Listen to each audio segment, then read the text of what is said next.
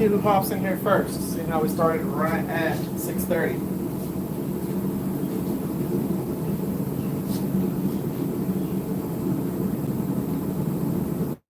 Who's it gonna be?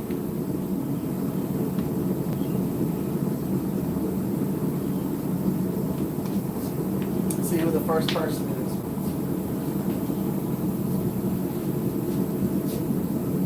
Let's go ahead and put this in the forward.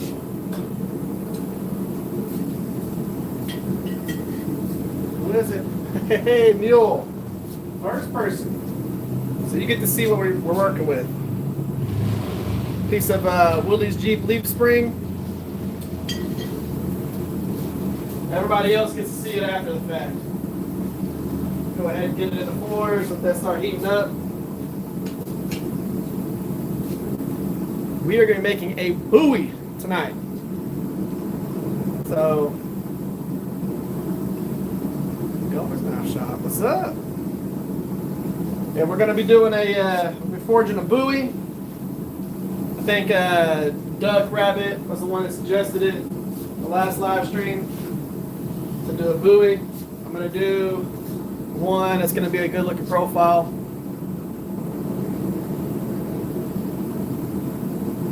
That's awesome, Mule. I love the Willys Jeep leaf springs, and even if it's not just the Willys Jeep, but just like the regular Jeep leaf springs, it's awesome. What's up, Brian? How you doing? So we are going to be forging a buoy tonight. Not Bowie, it's buoy. I've got the knife still in the forge right now, heating up. What's up, DL? How you doing? Sort of 1952 Jeep or something. Nice. Yeah, you'll like those leaf springs. It's good 5160 from the Jeeps. So we're going to be forging tonight. It's like 86, 87 degrees outside right now, and so it's probably going to be about 100 in the shop while I'm doing this, but it'll be fine. And we're going to be forging a buoy. Now this is going to be slightly different than like your standard one. The blade is going to be a little bit longer.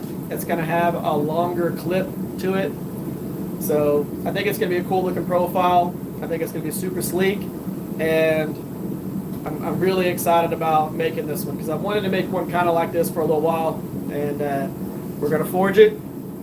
As soon as we get some more heat in the handle area, we're going to start off with the handle and working with that. We're going to be isolating the heel of the tang, or the butt of the tang, and the heel of the blade. We're going to isolate those separately, and then we're going to forge in the area that's going to be the palm swell. So we're going to do something slightly different. What would you do if 82.9 horses and good winds took your cereal? I have no clue. Is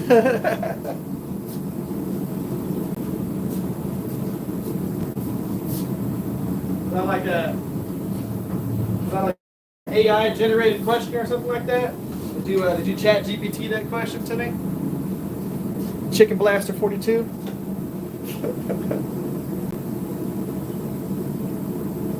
So we got the steel almost brought at the temp, and then we'll start forging. I got some stuff from a local friend. I got some big spikes that I'm going to be forging into a few things. I'm going to be doing a spike hammer and a couple of other things with them. He hooked me up with some of those, and then I got some chainsaw material that I'm going to forge, do a canister Damascus build, and I got some time and chain material. So I'm going to go ahead and pull this out. What we're going to do is we're just going to kind of set the shoulders for what's going to be the handle. So we're going to start with the butt.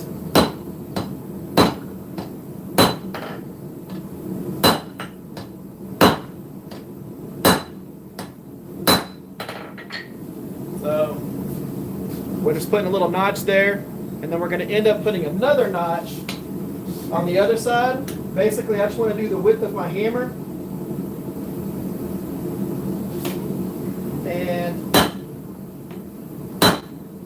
come in, put a little notch there, put it back in the forge for right now, let it heat back up. And that section is going to be what makes up the body of our tang, so that where the palm's going to go. It's going to be pretty cool. What's up, Stray? How you doing? Nolan, how you doing? So Nolan was at the shop today and hanging out. I'm going to be doing a ladder pattern Damascus little clip point buoy for him. So that'll be pretty good. We're going to do that. We're going to do Gidgee on the handle material. It's going to be cool. What car did you blow up for the timing chain? I didn't blow up any of it. That was given to me by, actually, Nolan's brother. Mr. Austin. Okay, come in again. I'll put that first little notch on the front. Just kind of define where that tang's going to be.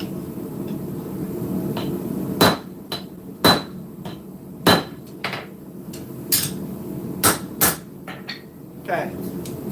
So you can see right there, that is going to be the heel of the blade, and that's going to be the heel of the tang. And basically what I'm going to do is I'm going to come in on each side, and I'm going to forge in, I'm going to forge in, and we're going to expand this out as we do that, and then I'll be able to come in and forge straight down on it and actually get the profile that we want. As you can see, it already has a swell on this side and on that side. So basically we're going to get the handle profile pulled in, and then all of this material here is going to be the blade. Like I said, it's going to be a long blade. Like right now the blade length is 9 inches. So from here to here is 9 inches. Give y'all an idea how big this is going to be.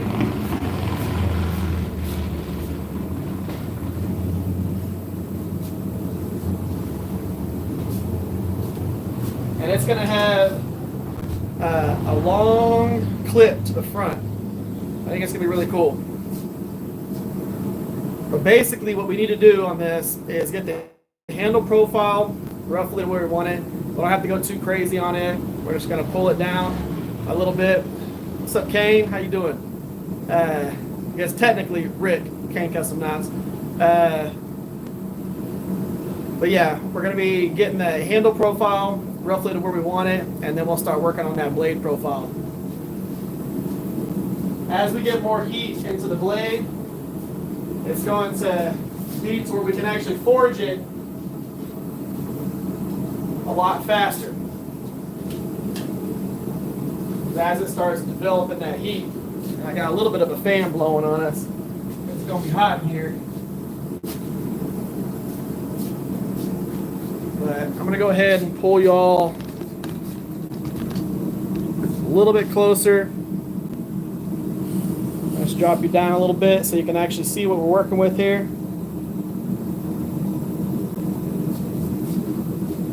So yeah, that should be good. What's up, Danny? How you doing? We are forging a buoy tonight.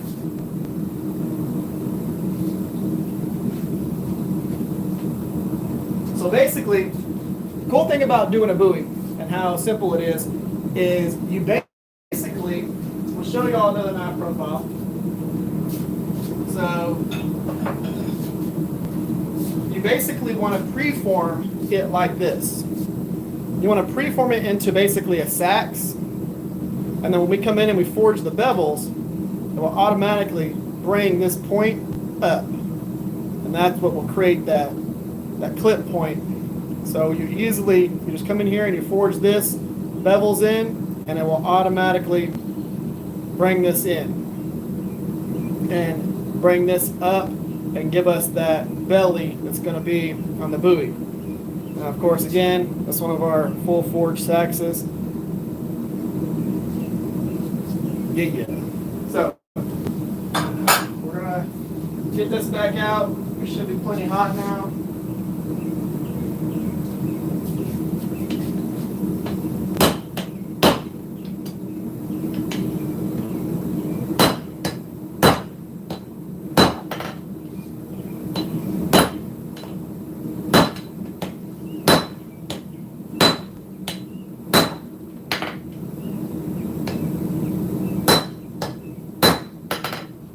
Go ahead, flatten back out.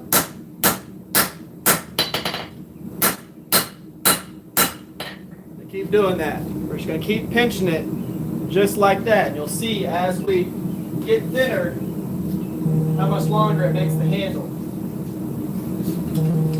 Because we want that handle to be about 1.25 inches at its widest point in the center.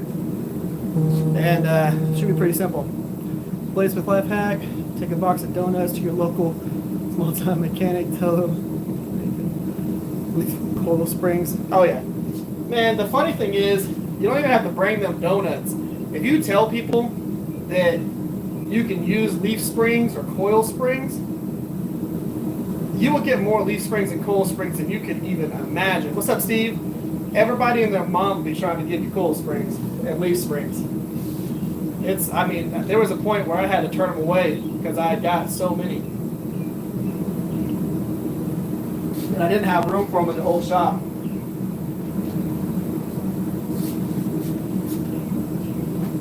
Alright.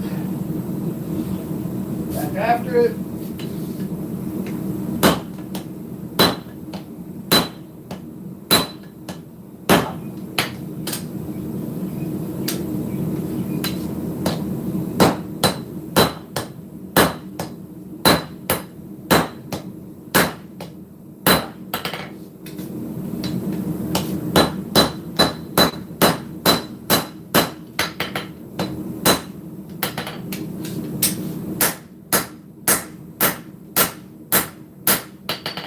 Back out.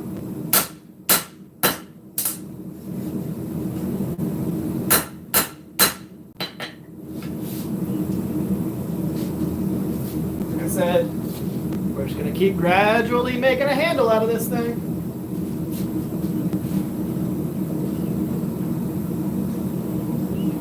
It's probably one of the easiest ways to get a handle profile. It's going to be not so much like this, but kind of like this right here. So where you can actually get a swell in here and get a actual dip down for where your pinky is. What's up, Krampus? How you doing? But how it has this profile here, this one's going to have a more exaggerated heel on it. This butt area is going to be a lot bigger than this. But because this is going to be chopper size, it's going to have to be that way. But yeah, this is one of the easiest ways to create this and get length out of it without having to use like 6 different hammers or anything like that. Just do it like this and use one hammer to pretty much do this whole handle profile.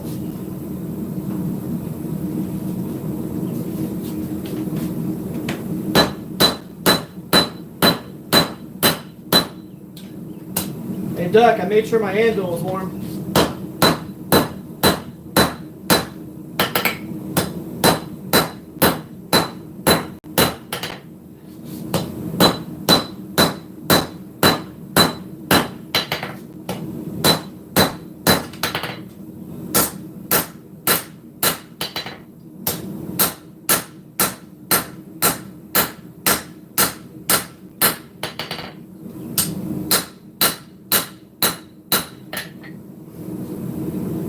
More and more of a handle.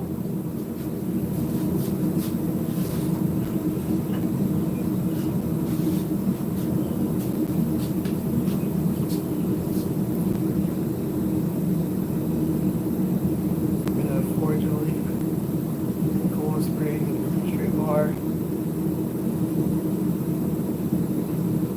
Oh yeah. So I like taking the coil springs, forging them into, so pretty much anytime I get a coil spring, I take it and I forge it into round bars like this. And and cut them down into manageable sizes. That's a cool spring right there. I do that to a lot of my springs. Keeps me from having to do it later.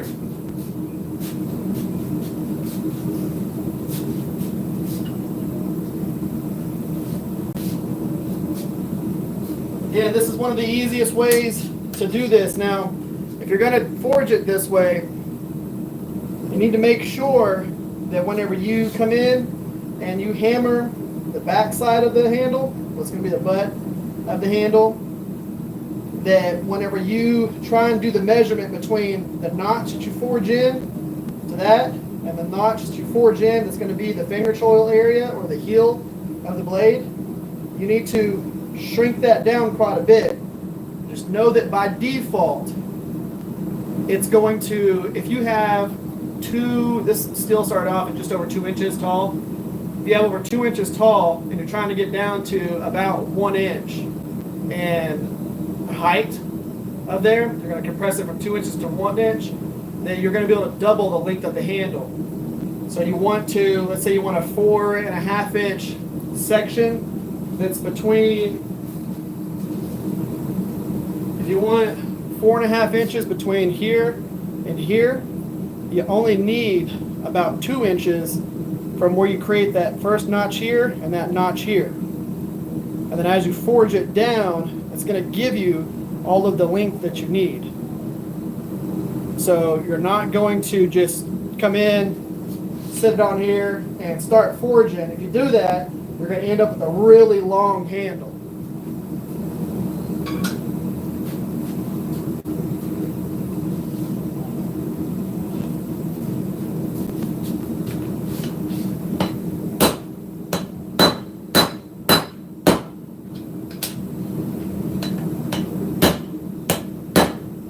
Easier whenever I have different tongs.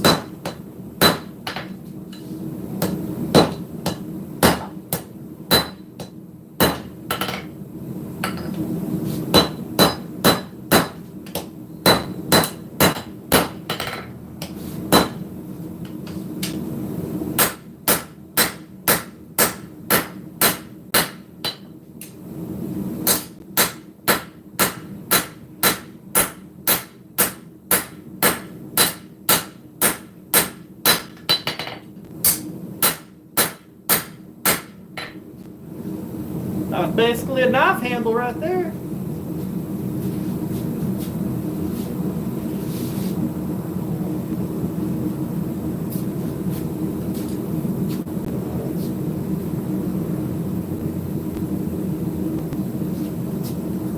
Let's see here. Eric, you should do one where you're forging the shoulder and pinky. Finger, lugs. So far, you can make a D-guard. I might end up trying that. That sounds like a good idea.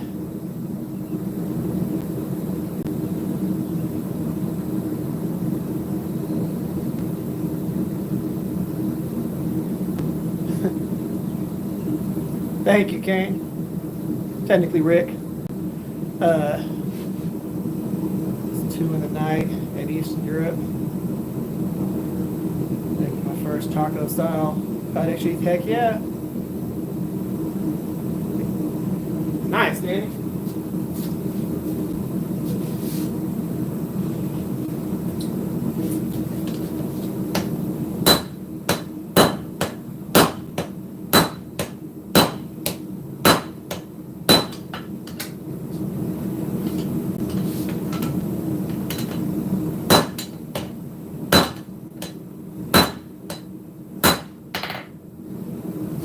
Go.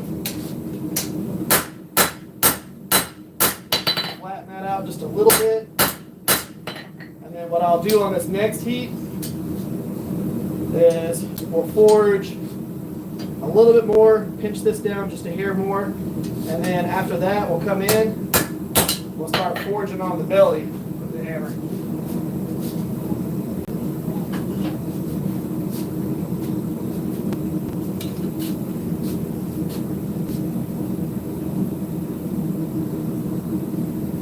Oh man. not ready for summer to be back. It's already hot in here.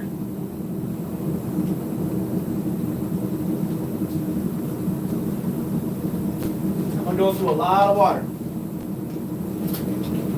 Ooh.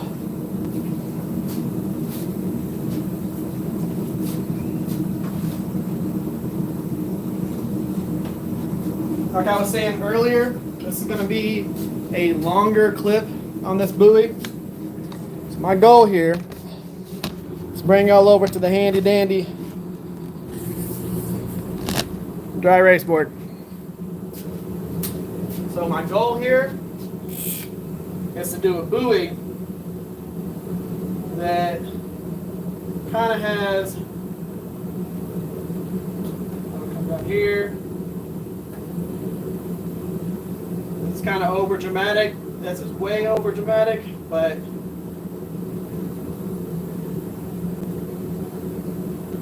technically this area is going to come like that. It's going to have a little bit of a belly into the handle like that, but it's not going to be as pointy as this. It's going to come, what I'm trying to get to is the fact that it's going to be a longer clip to it.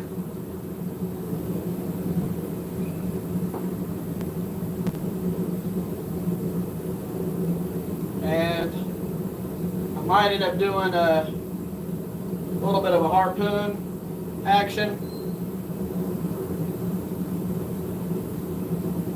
But yeah, something in that area right there. Handle's not going to be this long, but it's going to have a longer clip to it. I think it's going to look cool. And the handle's only going to be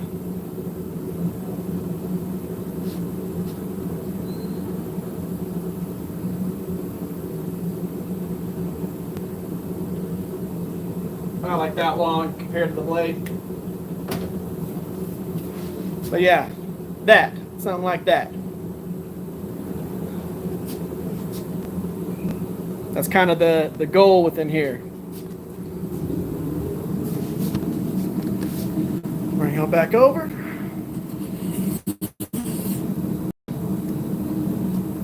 All right. This handle's plenty hot now.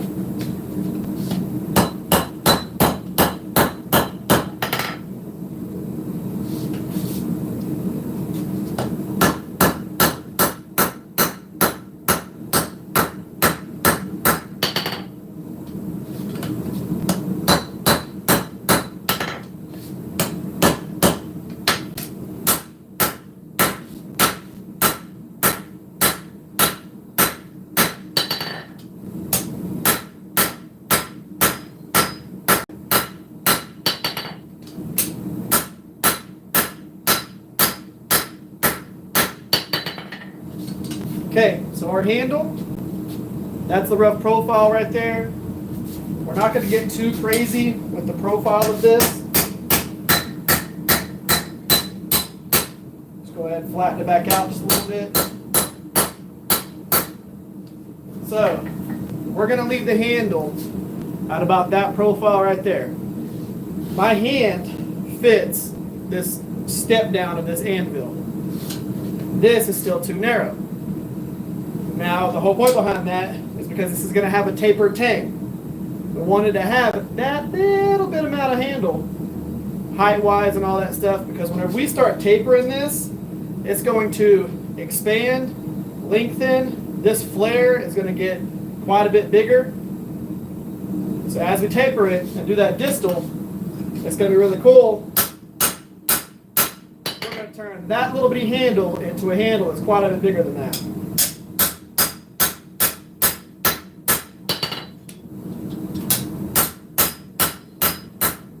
What I'm going to do is I'm going to distal it just a hair right now. Not much. We're not going to go too crazy with it because we're going to end up forging the handle or forging that blade, and then we'll come back and make the tang look perfect. I'm just going to bring it down just a hair. I want to see how well it fits my other tongs as it sits. Fits those perfectly. We're looking for that hook to come right into that open space. So that's going to fit just fine. Now I'm going to go ahead and distal the tang just a little bit, because I want the handle to be the thickness that the blade is going to end up. That way we have something to base the spine thickness on.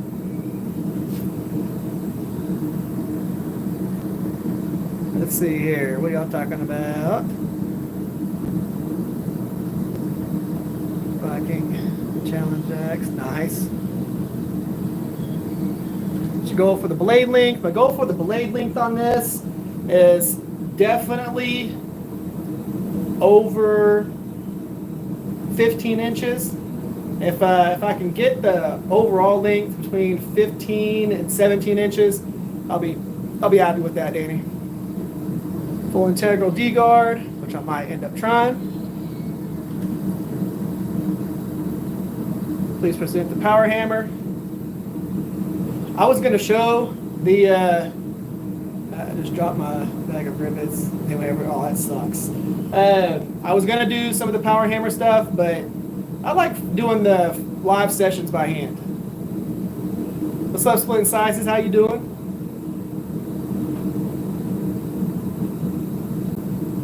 How's the big sax going? It's going real good, Ryan.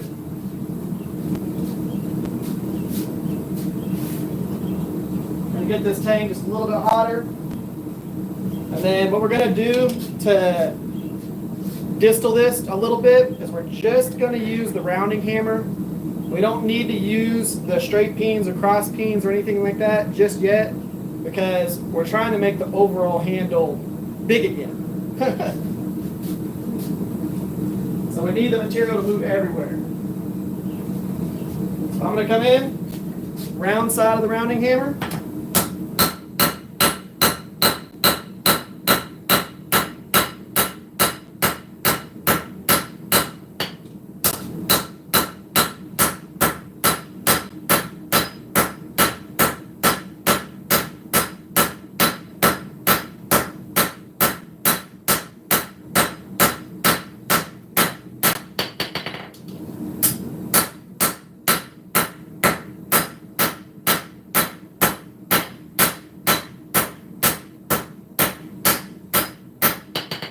Make sure that while we're doing this step that we're not forging near the ricasso.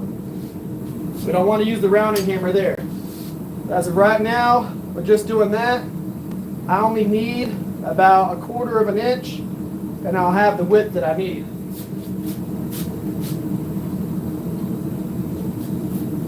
So on this next step, we'll switch over to the straight peen. The old 2-bastard straight peen, the people who sponsor the live streams.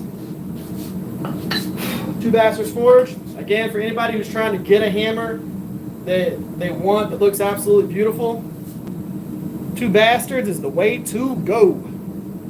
Cool thing about them is whenever you actually are trying to pick your hammer, you talk to the guy who's going to make the hammer.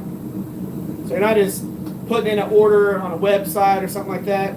He's going to ask you what type of forging you do, what hammers you have right now, and he's going to suggest the ones that you will actually need and use. It's amazing.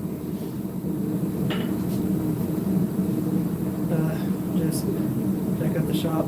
6 inches on one side.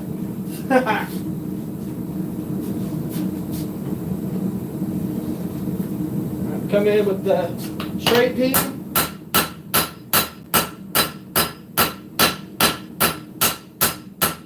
Again, staying away from the ricasso.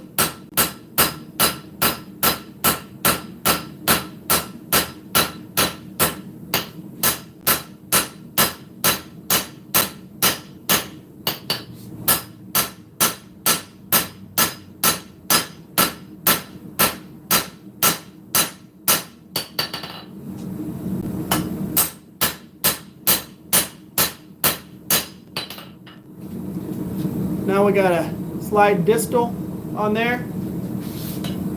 And almost the thickness that we need, or the width that we need.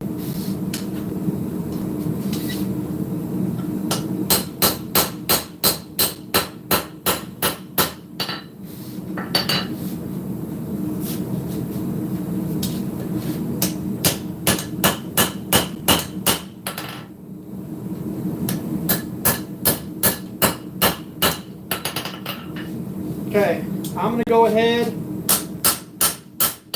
leave it where it's at thickness-wise.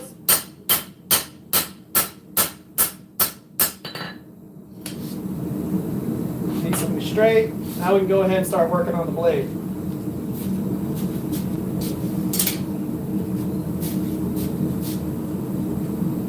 What we're going to start off with on the blade is we're going to get that clip forged into it, the preform.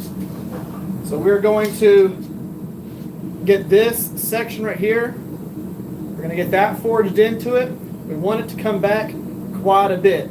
It's going to come back over half the length of that blade. So we're going to have a real big clip on this. So we need to do that step before we forge any bevels. So we're going to end up forging in that clip preform, get that where we want it, and then we're going to bring and forge the heel down just a little bit, and then we're going to start forging those bevels in.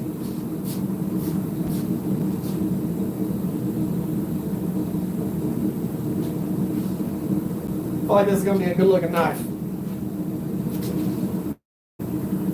Let's see here. Don't have a shop. A couple of benches in my parents' garden. Damn.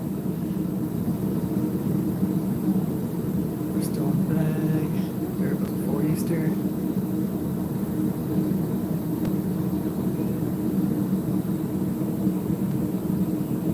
Took everything out of my shop. Cleaned the whole entire thing today. Hell yeah.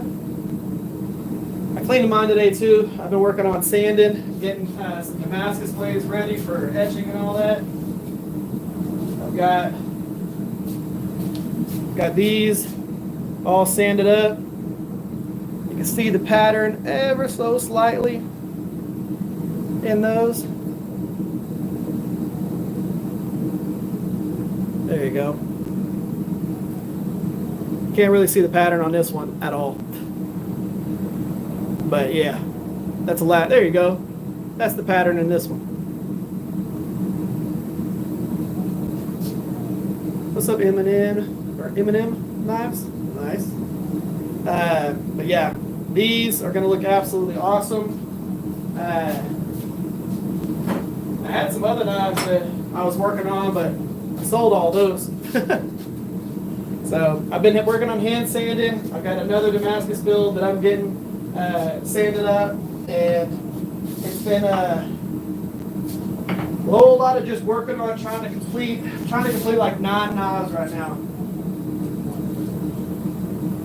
All right. Like I said, we're going to come in. We're going to start forging this clip in. We're going to bring it back to about half the blade.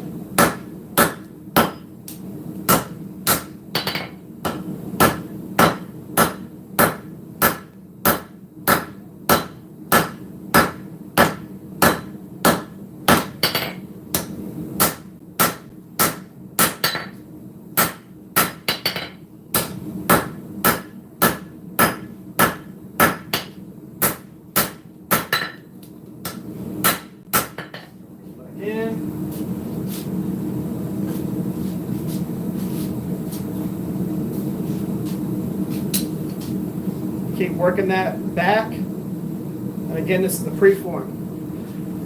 What's up, Eduardo from Portugal? But yeah, we're working on a bunch of different things. I'm trying to get these Damascus builds done. I've got just a bunch of knives that I got to finish for that show. I've got the actual finish that's on this one right here. So that's the way that finish looks. This is going to have some blonde curly maple on it and some gidgee for the handle. That's a good looking knife. I've got the 3 that are like this but smaller. Got those done. And then just working on so many different projects. Of course, if y'all follow the different posts that I do, I finished some of these right here. Stone wash finish on it. Those are the textured ones. That is a super comfortable EDC. No wood on it, no wood handle, no pins. Don't have to worry about anything. It's basically a little pry bar. So if the audio is super choppy, actually, hold on. I can probably fix the audio. Don't worry, I'll just sweat. Is the audio better now? Had the fan on behind y'all.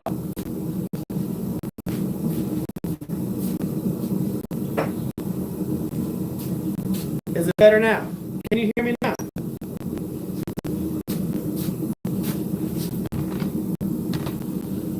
So, Culture, how you doing?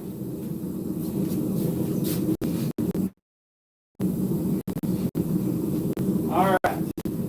Keep bringing this clip back.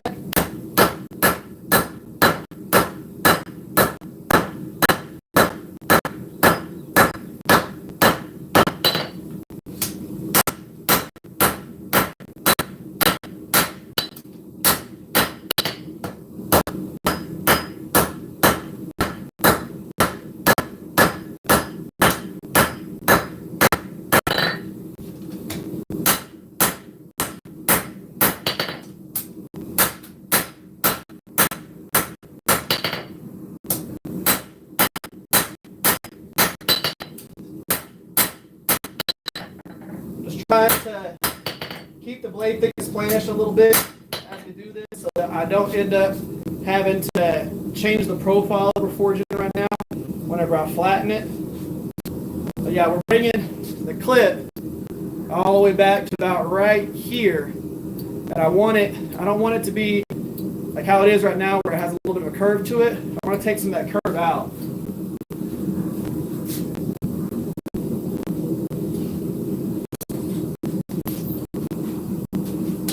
And then after this, we'll go ahead and start forging in the bevels. And by default, because we're going to use the rounding hammer, we're going to pull that heel down a little bit. And it's not going to be a super tall blade. I think that from spine to heel, it'll only be about 2.5, maybe 2 3/4 inches.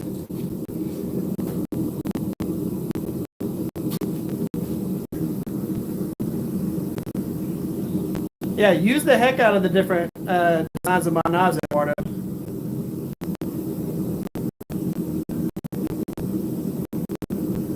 But the forge is super choppy. Sorry about that. It's not really choppy. I've got it on as low a PSI possible to keep the flames smooth without being choppy or anything like that.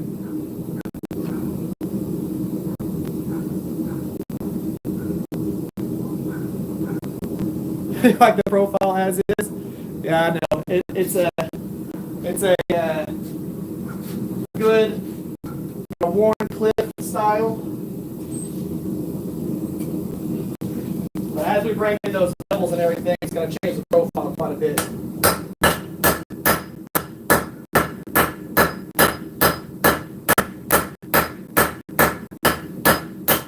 And if we were making a sax, we pretty much just call it done.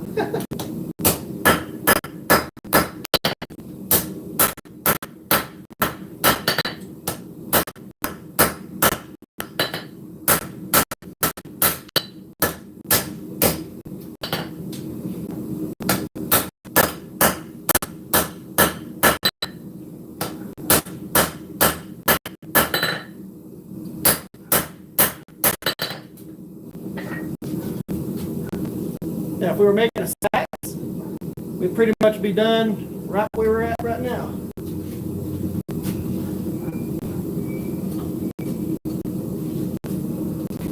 So what I'm going to do is I'm going to go ahead and flatten the spine of that clip just a little bit. I'm not going to bring it down to the full thickness because I want to have a little bit of meat in there just in case I've got to unhook the tip a little bit.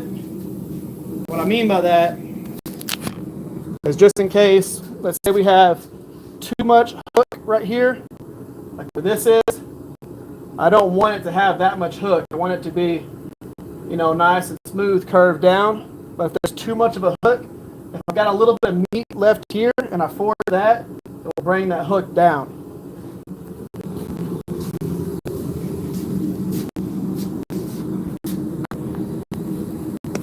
I can already tell my phone is going to get nice and hot. Probably going to have to go get like let's do this. Or get a paper towel and wet it and put it behind my phone.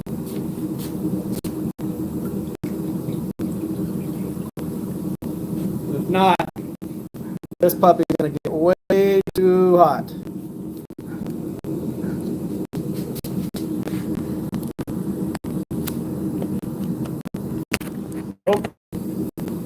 Okay. Let's keep on forward.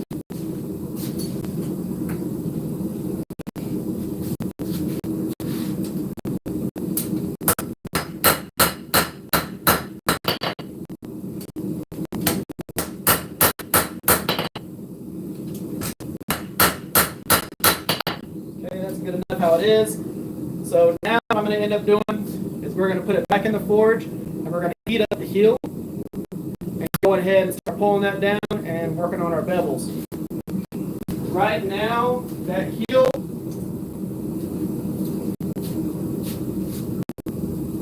the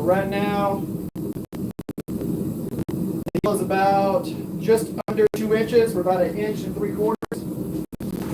We're going to see how much height we can get out of that. And I'm actually going to start forging, holding it from the tip side.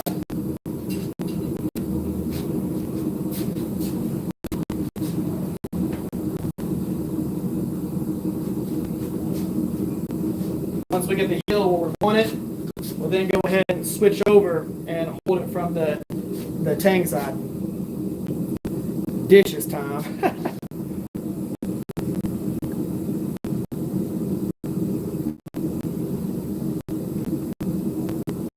I have the Discord is already set up, so I'll share the link to you.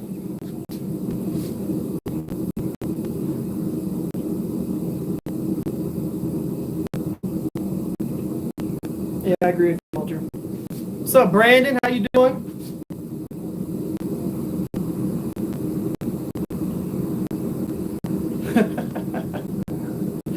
I agree, Brandon. Where's all the lights at?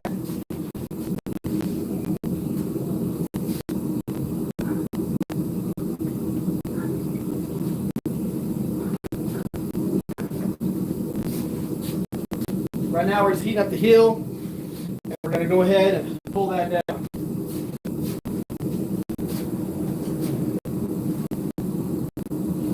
So I'm going to use the round side of my hammer, and I'm just going to forge from about halfway down to the heel.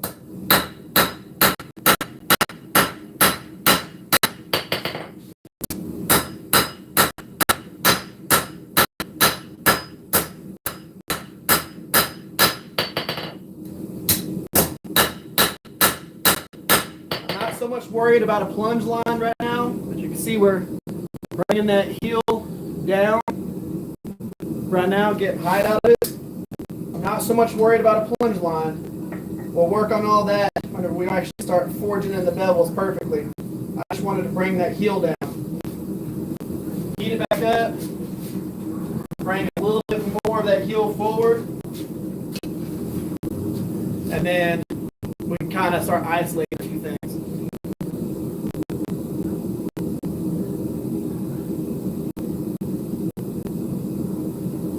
Which one are you talking about, Mr. Dick? You gonna share the Discord link?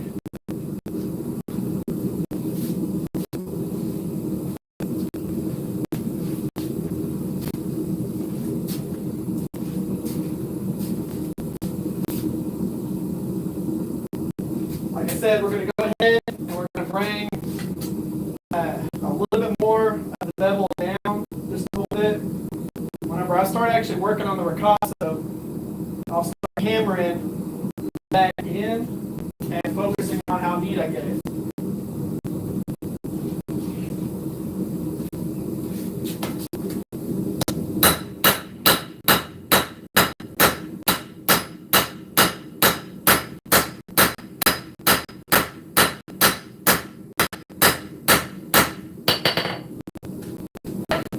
Okay, now work on the ricasso, plunge.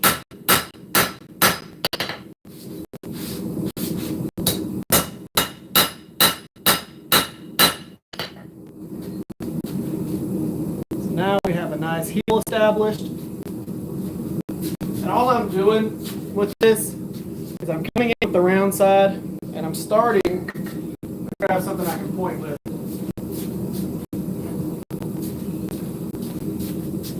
I'm starting about right here, and I'm just isolating this area right here. And I'm taking this and I'm pulling it down before we start doing the bevels. It's going to have a full flat. So when we start working on the bevels fully, we're going to forge almost all the way up to here, and we'll establish a nice smooth plunge as we do that.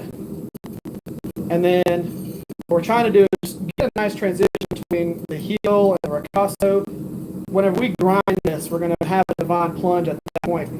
We're going to find. But I just wanted to go ahead and bring this material down and then back a little bit so that I can get a nice hook to this. Whenever I grind it, I can get just a nice little hook here. But now we're going to go ahead and come all the way down this with that round side of that rounding hammer. And we're going to forge from about this line down.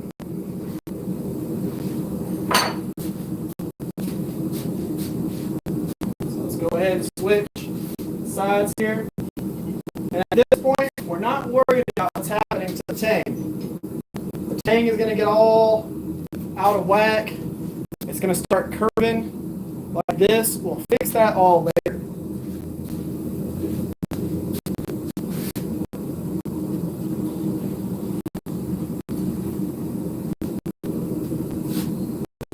So this blade isn't meant to be super tall. We're going for sleek and length out of this. We're not going for a really tall section between the cutting and the spine.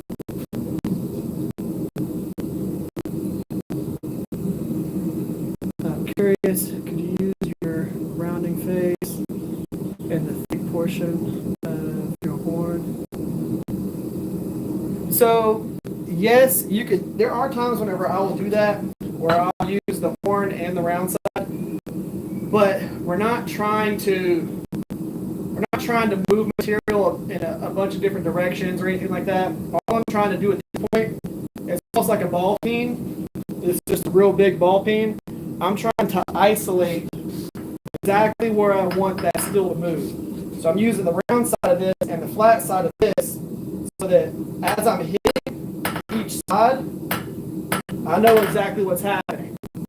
If I go here, because this isn't the same exact profile as my hammer, like this whole entire thing here, whenever I'm hitting, this hammer is doing one thing to the steel, and the horn is doing a completely different thing. If I'm using the flat section of my anvil, whenever I hit, I know what I'm doing with the round side of this, and nothing is happening to the flat side. So whenever I flip it, I can isolate it again. Whenever I flip it, I can isolate it again.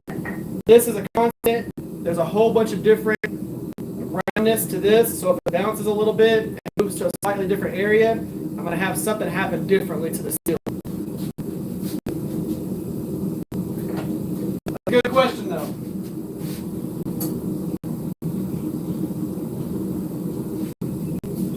Now, if I was trying to just focus on stretching it out and getting length, I'm in here and hammering and getting as much length as possible. But what I would be doing on that is I would be using a straight peen, and I'd be coming in here and I'd be using this as a straight peen, and this as a straight peen, and I'd be pinching it, and and moving it out, and that would be lengthening it. So yes, you can still do that. And then I use the horn for a bunch of things.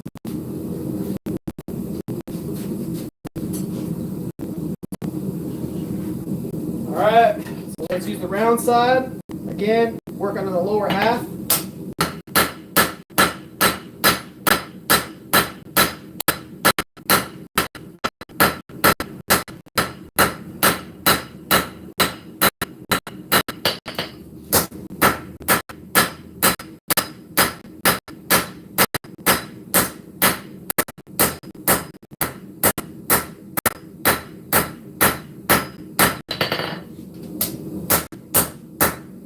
What's going to end up happening is this is going to start sweeping up as we do that.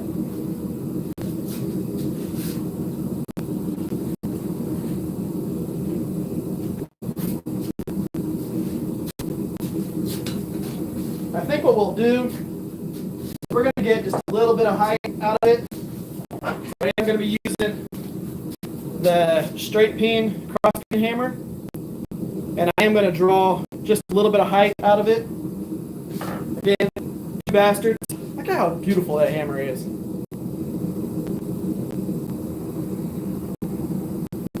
Tell me that is not one sexy looking hammer.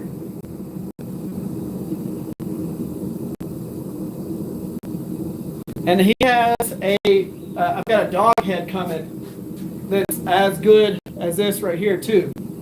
Man, I'm so excited about that hammer. Hopefully I'll get it this next weekend.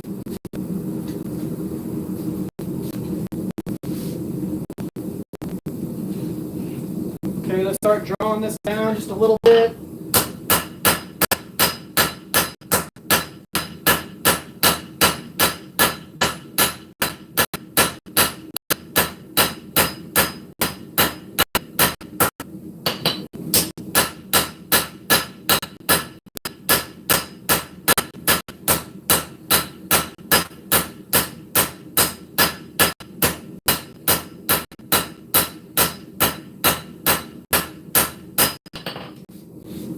I've got a lot of meat on this that I can thin out.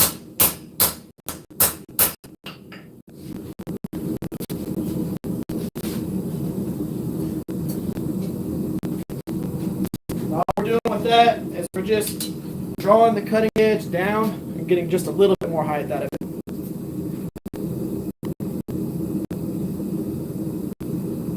Yeah, diagonal peen is awesome. I'm wanting to get a double diagonal from him too. So that you got diagonal this way and then diagonal the other way. So basically the same as this, but a double diagonal. He was talking about one of those. I think that's one of the next hammers that I'm going to get from him. I like this one because it's not so I like using where's the anvil? Yeah, I agree. I like this because it's not as aggressive as like the one that I got from John Norwood. That's a pretty acute angle versus that right there. This is really easy to hammer out. Now, of course, I really wanted to get after it. I use this.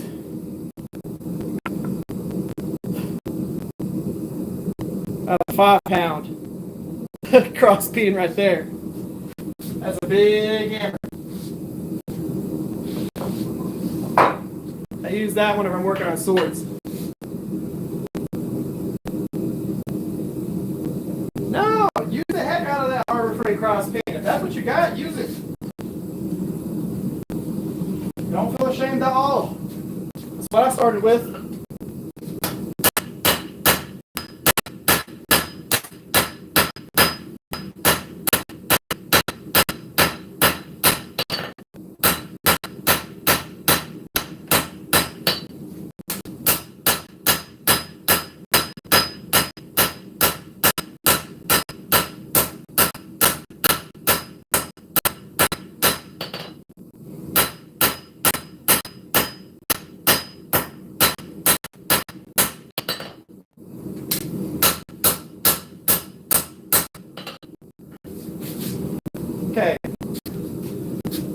plenty of height out of that. You can see all the parallel marks there. See if you can see. There we go. Look at the rest of the height as we start forging the bevels in. Say as we start, like we haven't already started.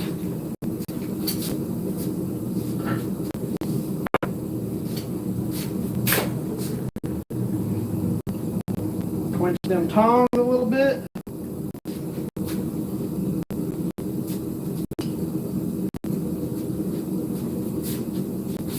We'll go ahead and switch back. The Fire Creek forge hammer.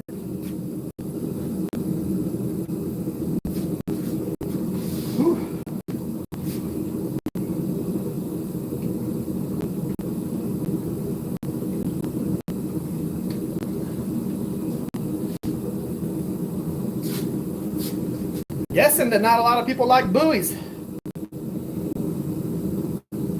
Peen on it is too acute for my taste. Yeah, go ahead and you can always round it some more. I've done that on a few of mine.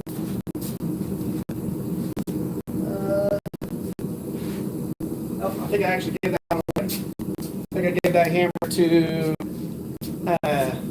Matt Rich.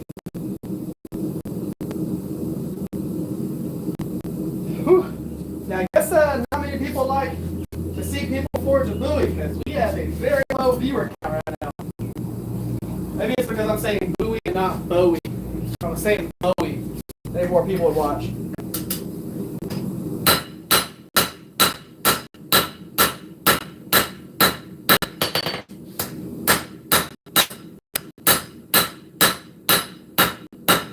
Go flatten out that just a little bit.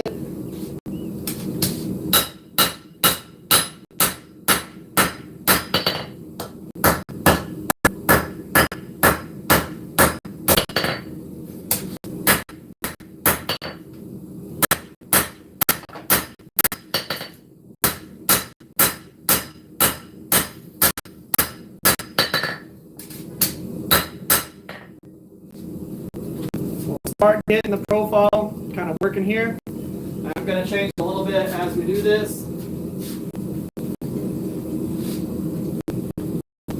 And then, of course, the end profile is going to flow a lot better because once we take the tang section and we pull it down, you're going to actually see the difference where the spine from the butt of the tang up to where the clip is going to be. It's going to have a nice arch to it, and then it's going to clip down into the clip point.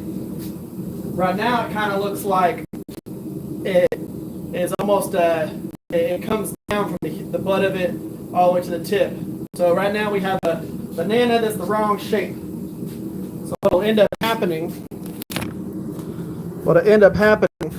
is right now the handle, it comes down like this, but as soon as I pull it down, it's going to give us the two transitions.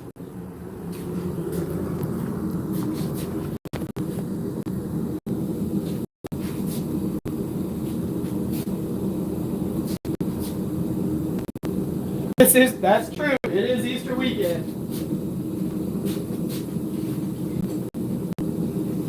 Either way, I'm not worried about it. I got y'all here. We're going to have fun forging.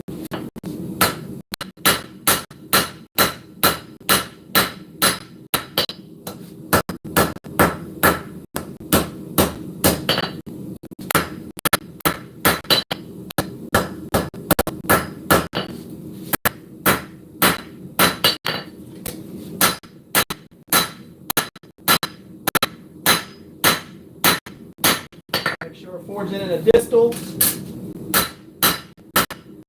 up to the point. So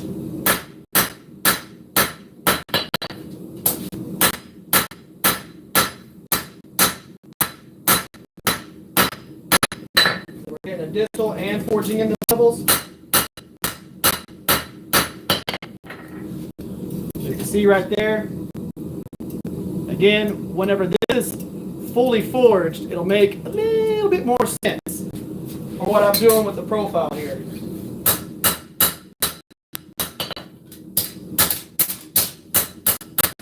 A little planishing.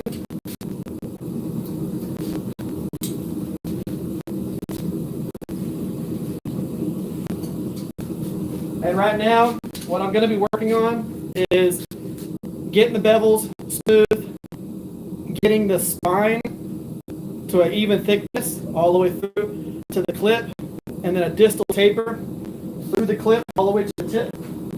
And I think it's going to look good.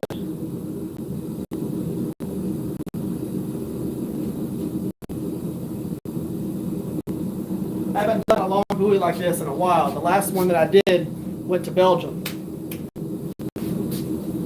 It's kind of interesting having a buoy that size in Belgium because they've got some very strict knife laws. I'm pretty sure you can't even EDC a butter knife.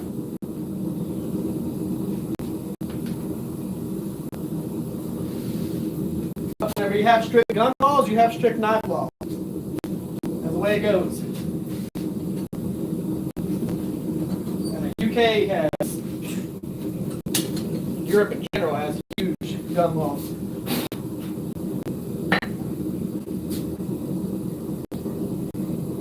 Made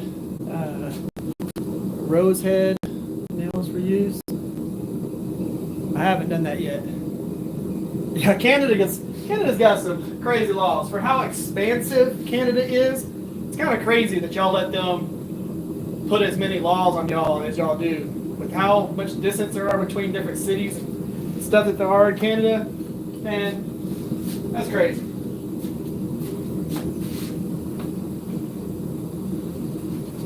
The fact that y'all have like booze that will take down a house.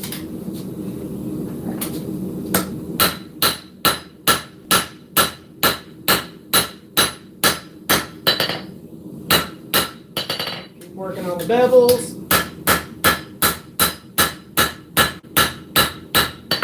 Distal.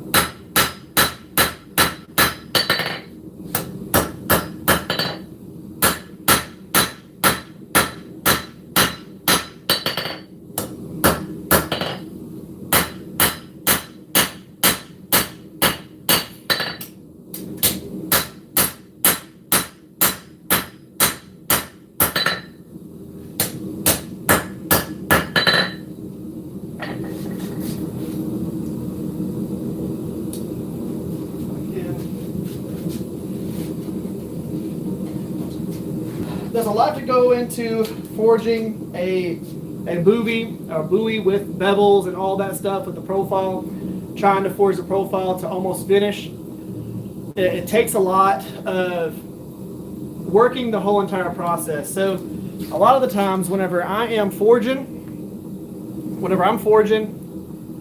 you can do kind of like one step at a time. So you can get your profile done, the preform, go ahead and forge in your bevels, and then clean up a little bit after that. Whenever you're trying to do a forge to finish, you're going to have a lot of moments where you're fixing slight things as you're going through because you don't want to have to grind everything off later. So if you start forging in the bevels and you get a little bit too much of a scoop up towards the tip, well, just forge it back down a little bit, and then keep forging on your bevels and forge it back down a little bit, forging on your bevels, and keep it in line as you go. We're going to make a lot of things ugly as we're moving all the material, but don't worry so much about making things ugly as much as you are focused on the profile and then the step that you're working on. If I'm doing all of this and I try to fix the handle in this process, it'd be useless because as I'm forging this particular section of the blade, the handle's going to just go right back up to where it was. So don't worry about where the handle's at. Just forge the section that you're working on, keeping the profile all in line. Whenever you get that to about 85% completion, go back to the tang, pull it down to where you want it to be, and then once you get all the stuff in line at that step, then you can planish everything. I've still got to do a little bit more distal tapering on the tang, get it into profile, all that stuff. So I'm not worried about what shape it's in right now. We're just trying to make sure our profile's done and our bevels are done as we're doing this step.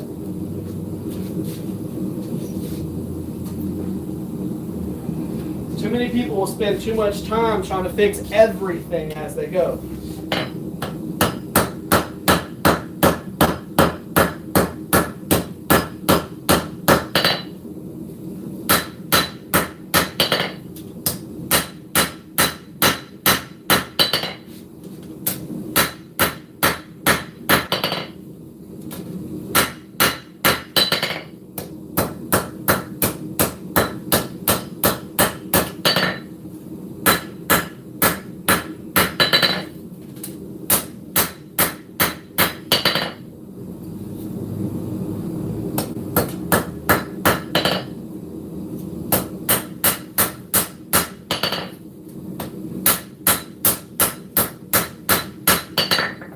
Planishing.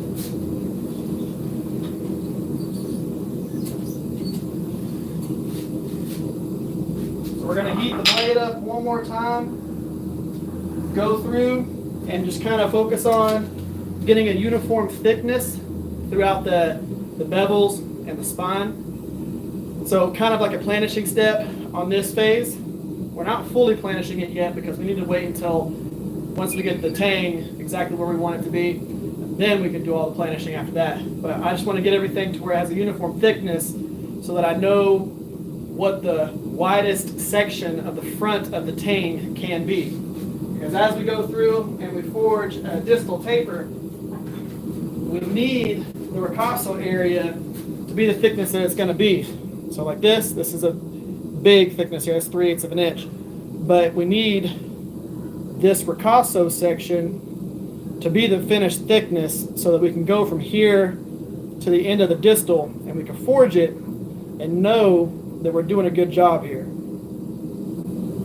You know, we want it to have a nice uniform thickness so we don't have to do a whole bunch of cleaning up when it's all said and done. We want to do a very minimal amount of work on the 2x72.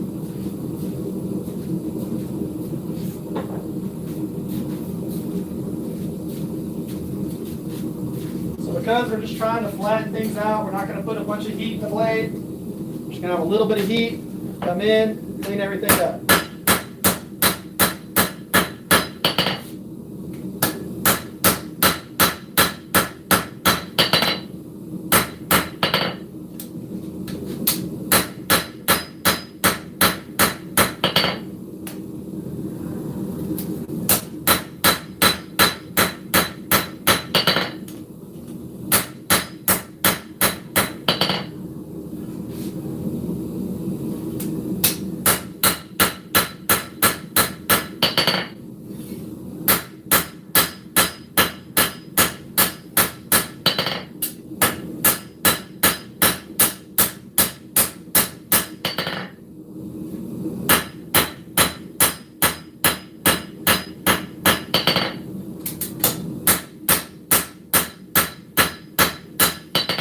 Remember, on this step, we're not trying to move a bunch of material. We're just trying to planish. So I'm not doing huge hammer blows. We don't have a bunch of heat in it. It's just enough to be able to let us do what we're doing.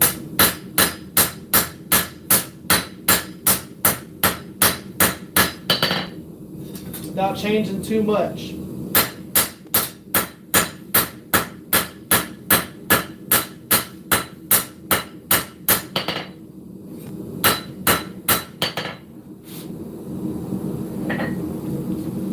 See how straight we are right now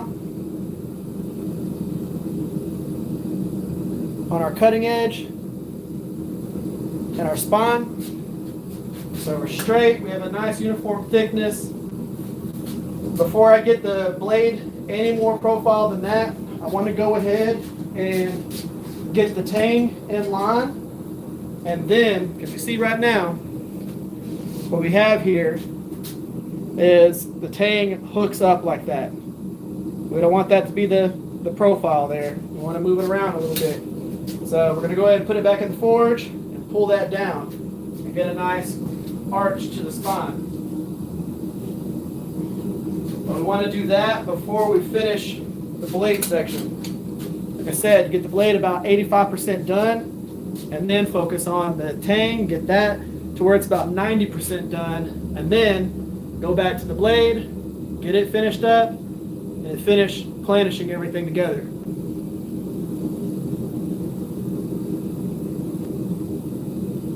Utilities for defending myself.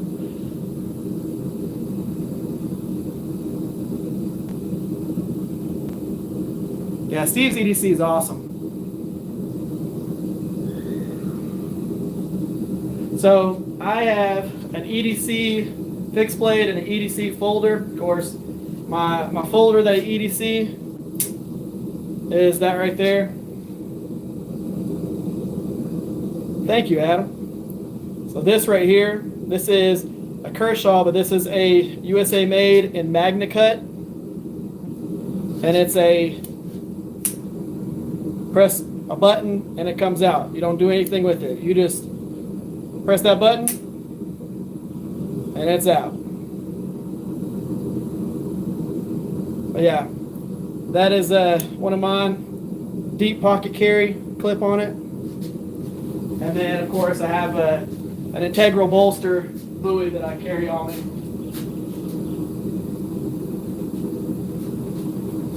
And then on top of that, my pew pew, because I live in a state where I can carry my pew pew with me everywhere.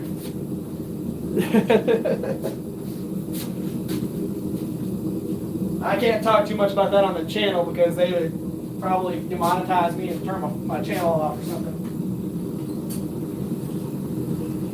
Alright, so we want to go ahead and bring a little bit of arc back to this. I'm actually going to put it back in the forge and move where y'all are at because I want y'all to see what I'm doing. Alright, so turn this so you can actually see what I'm doing here.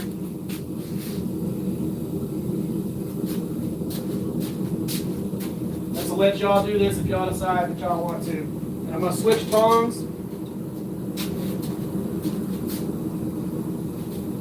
We'll actually switch hammers to the old hickory forge cross pitting. So what we're going to do is we're going to use the step down from the anvil and we're going to forge into the finger tool area.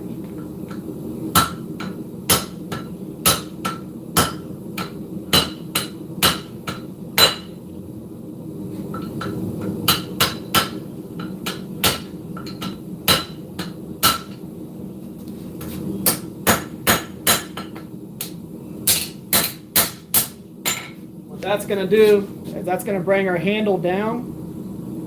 Now, of course, there's still some work that we need to do to that, but that brought it down.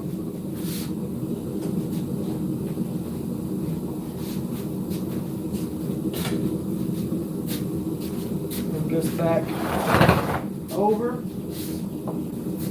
And on the next steps, what we're going to do is finish profiling that tang. So we're going to be doing a little bit of a shifting of material. Let's put this back in our little sweet spot. I got the floor actually marked for where the anvil goes.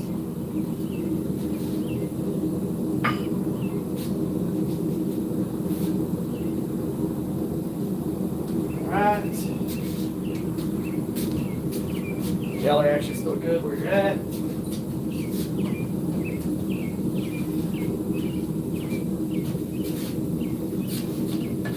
Come into this little notch. Start start smoothing out the profile.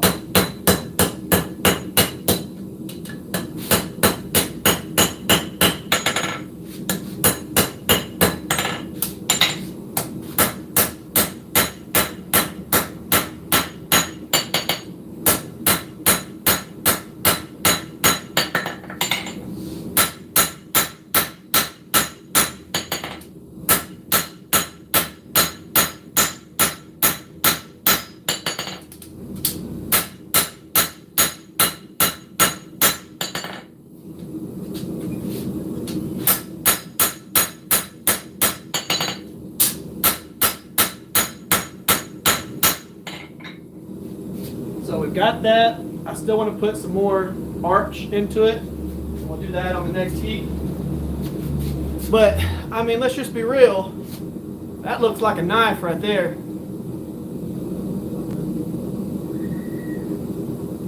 So normally I'll carry a Walther PPS M2.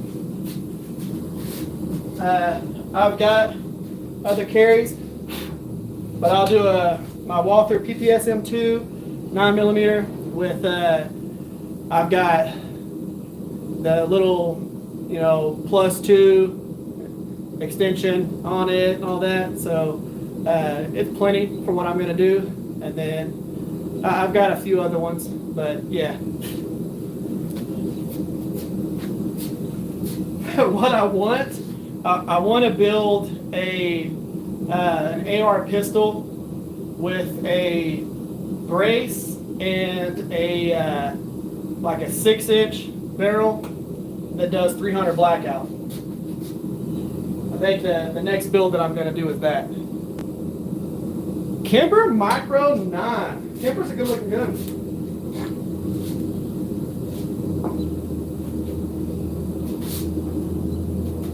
Let's use the two bastards hammer on this.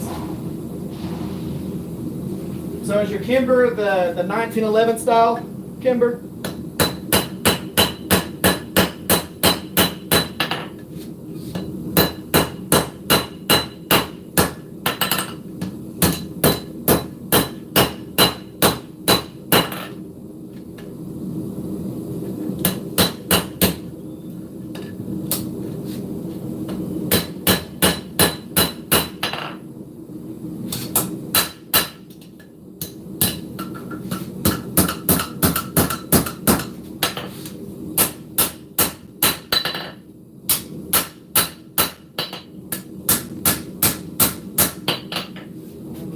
Back in forge.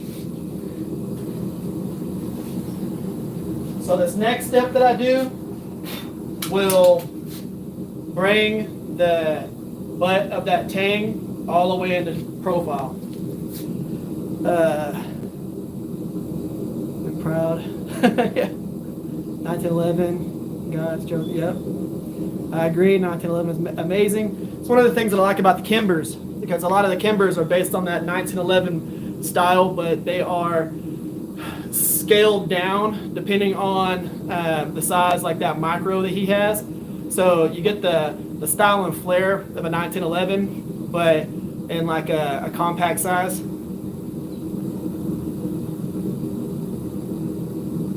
I don't have a gun, but if I did carry a 1911, brass and black walnut French, absolutely beautiful.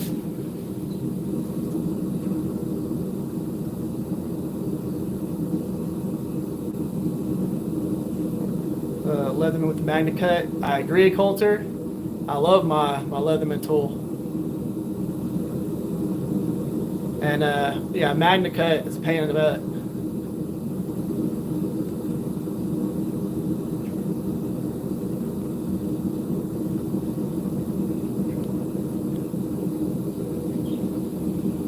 Yeah, I think that this is going to be a good looking knife when it's all said and done.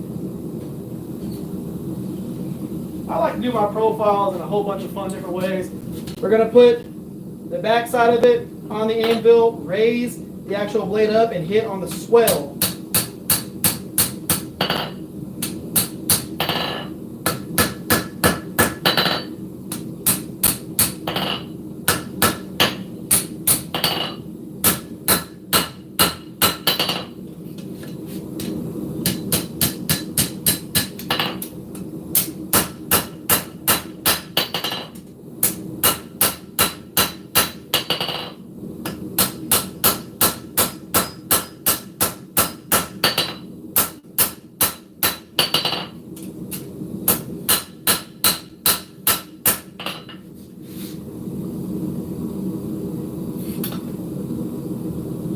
one more heat. What we're going to do on the next heat is we're going to work on this little bit of hump right here and get that brought in. But you can see what I'm talking about there.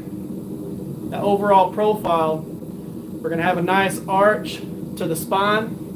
Go up into that clip, long clip on it.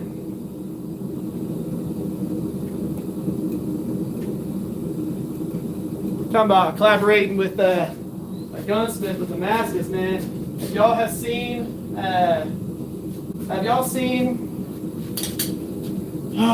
what's the chopper dude's name? Jesse James.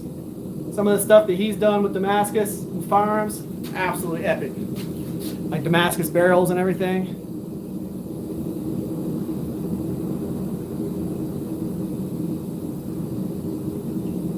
Yeah. No, I agree with the Magna Cut under 62 HRC. That's kind of ridiculous. So I run my 5160 knives, my 26C3s, 80 CRV2s. I run all of them at 62 HRC. My goal is 61 to 63 HRC on a lot of those. And if I'm going to run a Magna Cut, man, I want it like 65 HRC. I want it hard. I want a hard blade. So if you're running less than 62, what's the point of using Magna Cut? Does some nice Damascus pieces too. Yep. So Steve Jennings, he did Damascus hardware for 1911. So the scales that are on the side of it that are normally the wood, he's got a nice Damascus that he did on those. Steve Jennings is the one that made my power hammer.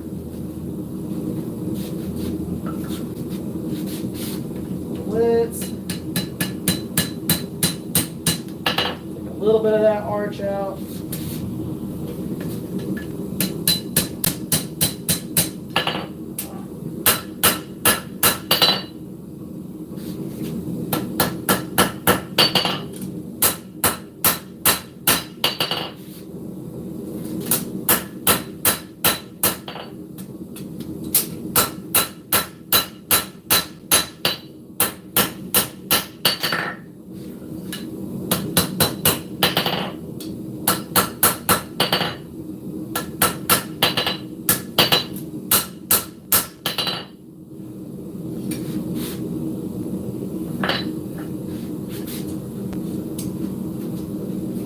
Switch tongs so y'all can see where we're at right now. We still got to do a little bit of work to the blade,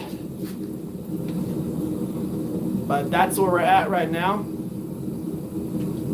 Got a nice handle profile at that big swell, the back side of it. Nice long clip. Got our bevels forged in. We need to do a little bit more work to the actual blade side of this, but we've got a distal taper forged into the tang, so I think that's going to look absolutely sweet.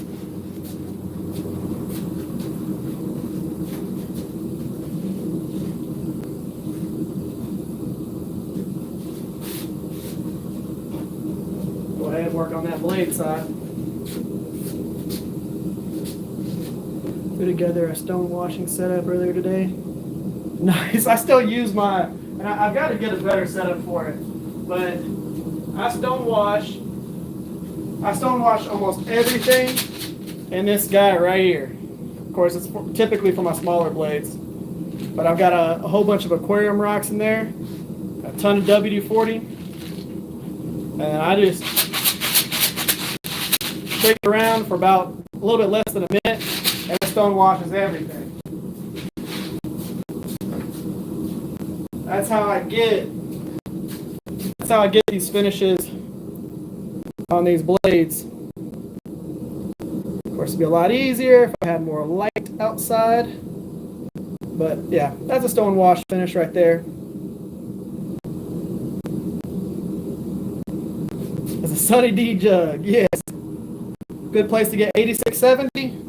Get that from Pops. 8670 is kind of like their thing. Pops 8670. what that stuff's called.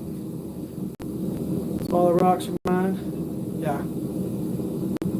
Driveway gravel right now. Yeah, definitely use smaller rocks. Driveway gravel will put too big of scratches in it.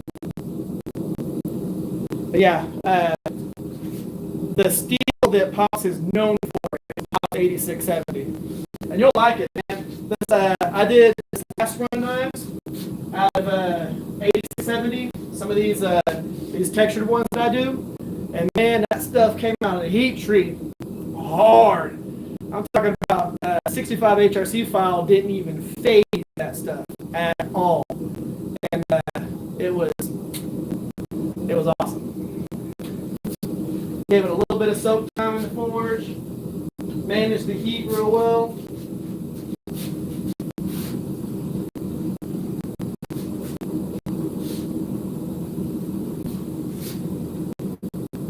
Alright. Let's get this blade set up how I want it.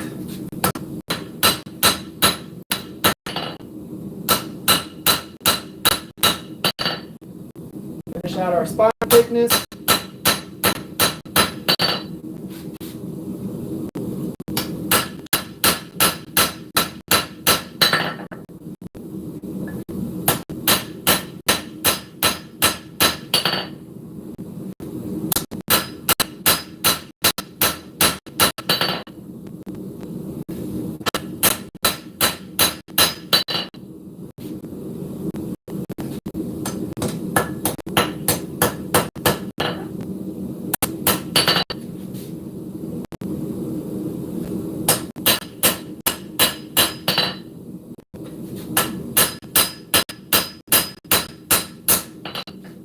Nice transition from that chain into the ricasso into the spawn.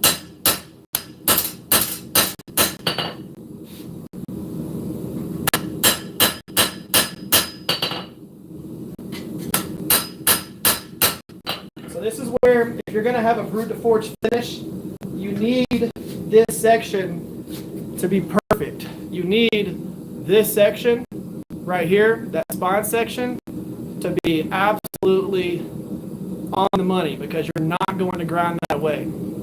So that thickness needs to be exactly where it's at. It needs to be even, uniform, and looking good.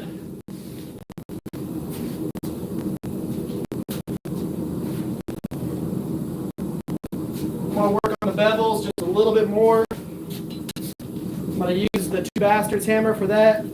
I really like this profile on that head. It's nice and flat. Some of my hammers, this is rounded a little bit too much, and you'll put a dent into it rather than flattening it.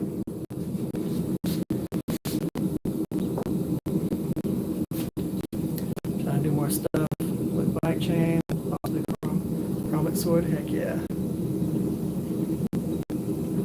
So let me show you this chain that I got. So this is the timing chain that I got. I'm going to do a canister with. I'm going to do a few builds with this. It's not just in canister form and stuff like that. Like a few projects that I needed a nice thick chain for. But yeah, I'll be using this. I've got a few different ones.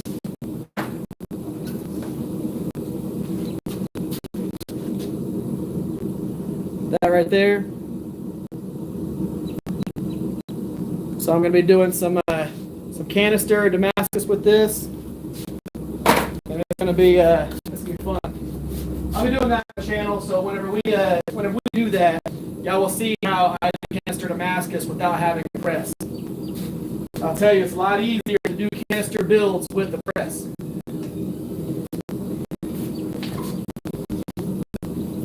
So my wife has been wanting me to do canister Damascus for a minute. She wants to do one where she picks all the stuff that goes into it, and then I forge that up. Ooh, she got food out here for me.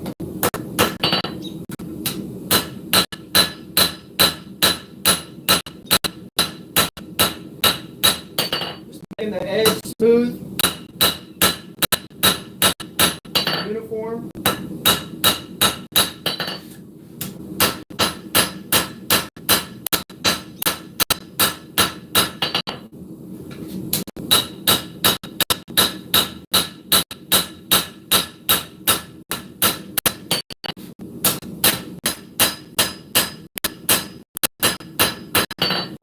doing these steps, do yourself a favor, treat yourself like a power hammer. Move the steel, not your hammer. So when you're forging like this and you're trying to get long seconds, hammer stays in the same spot, and you move the steel.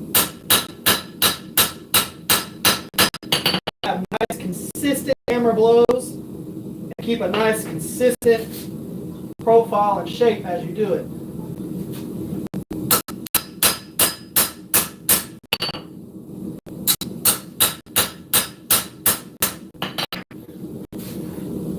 This thing is looking so good.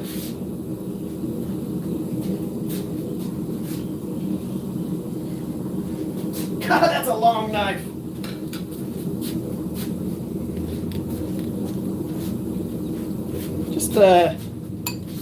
Just some fried potatoes, ground beef, macaroni and cheese. Just like everything that comes with like a burger and all that in a bowl with macaroni and cheese.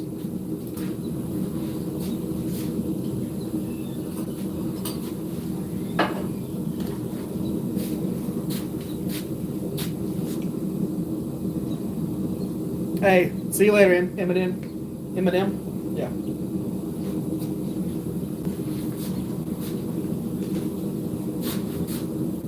So we'll let that come up the tip again, and we'll just work on that edge thickness just a little bit more, making sure our bevels come down into it nice and clean.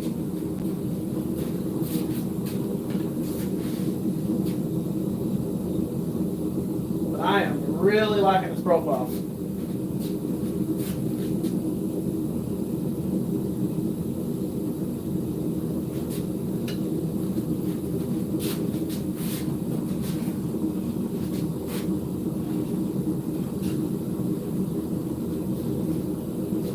I don't want it to be too hot for this step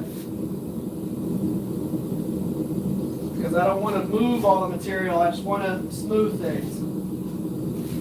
We're going to go ahead and switch to the little auto body planishing hammer.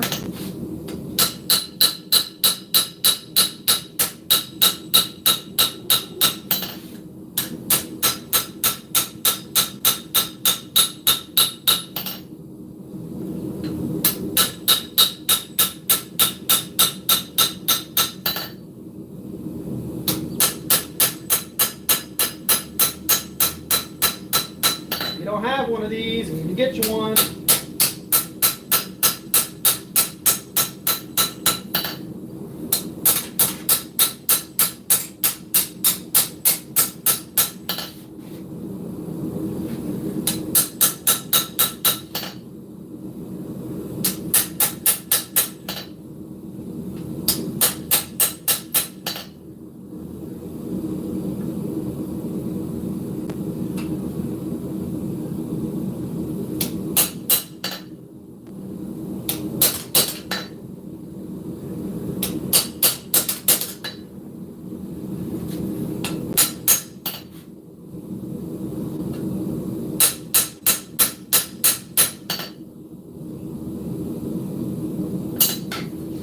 Okay, blade nice and even.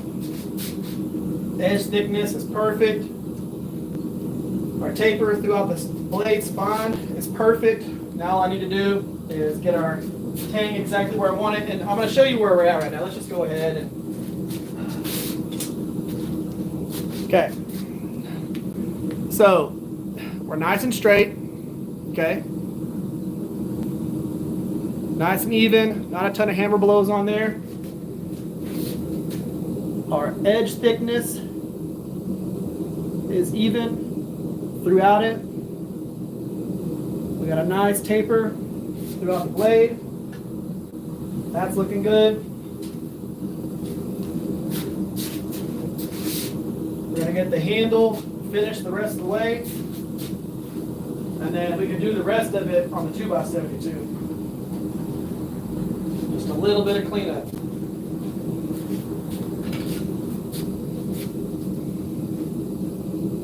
Thank you, Bob.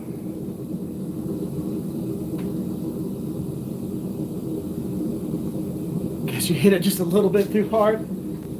Did they actually, did you get x-rays for your thumb?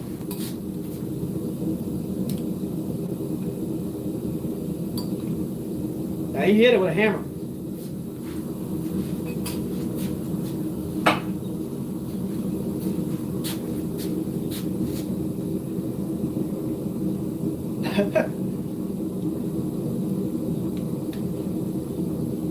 Here's Nisha. Hey, lovely wife of mine, would you be able to bring me a bottle of water and one of them little flavor packets? What material are you going to use for the handle? For this one, I was either going to do one of my stabilized burls, or I was thinking about using this piece of bog oak. It's like 1,000-year-old bog oak. And I was thinking about using that for this particular one, but I don't know just yet. I don't know if I want to do a brighter handle color, leave it a little bit darker. I haven't thought about that just yet. But I'll decide probably tomorrow.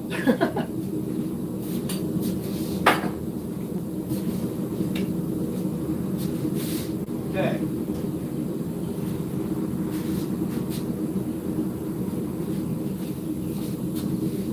This handle profile, we want it. Just refine it just a little bit.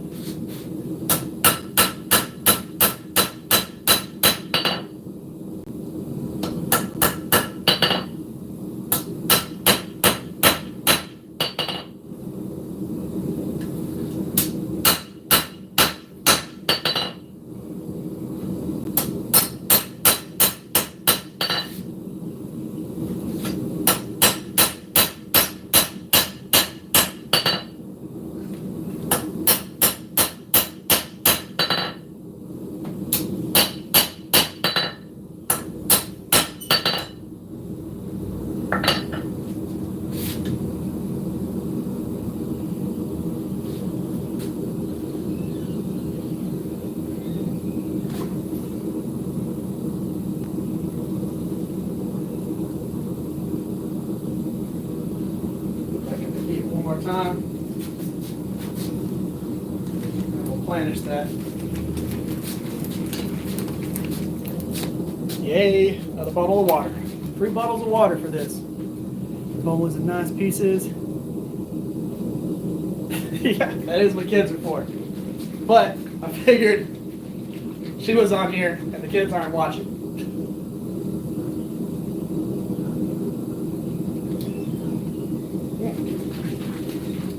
Good flavor. So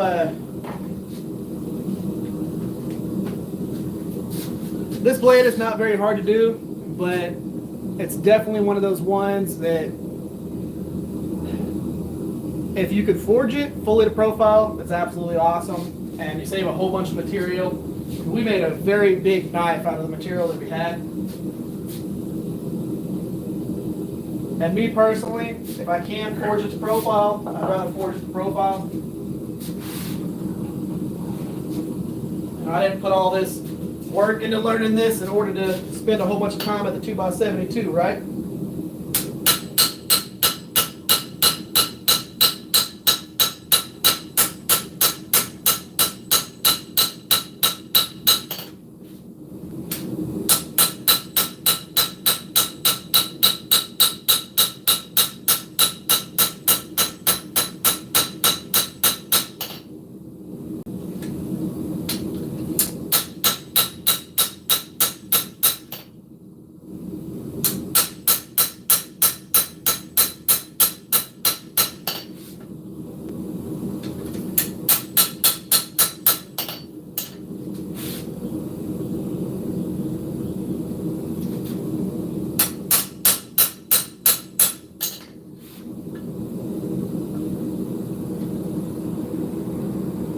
Yeah.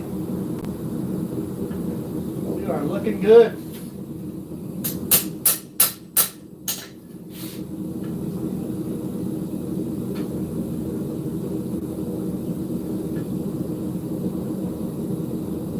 Only thing I got to do now is I need to shift.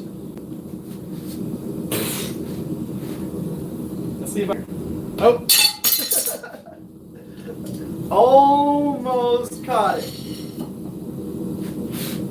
mean, I technically did catch it.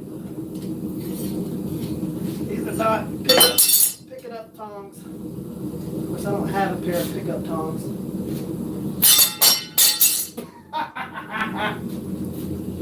See, this is typically what you edit out of the videos. This stuff right here, this gets edited out of the videos. There. Was slick catching it the first time though, against the anvil.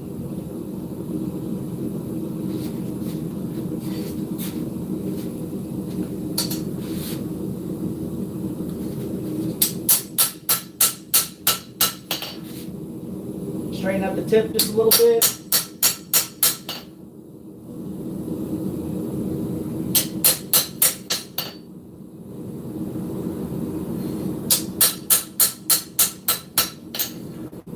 And when it's like 100 degrees outside and like 130 in the shop, I'll tell you right now, something would definitely get thrown across the shop or across the yard if that would have happened off camera.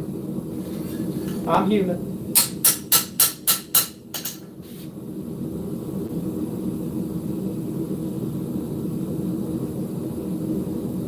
Okay, that's nice and straight.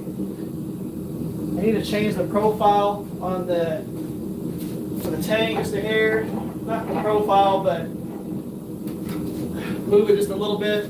All I do whenever I'm doing that is putting it in the vise, taking the tongs, and correcting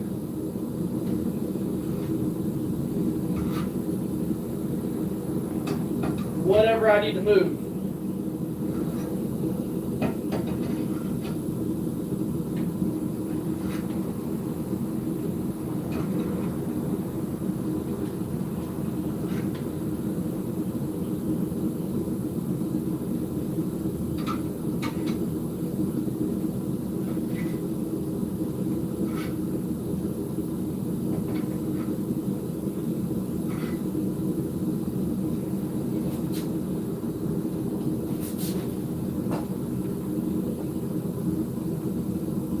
Okay, that looks good.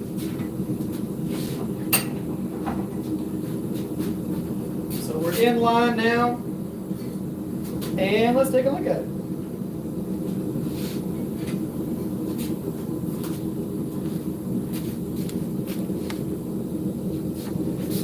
Oh. So, what do y'all think about that?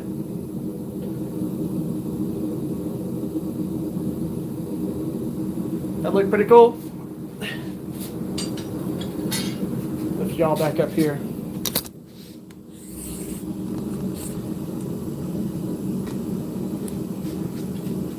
Okay.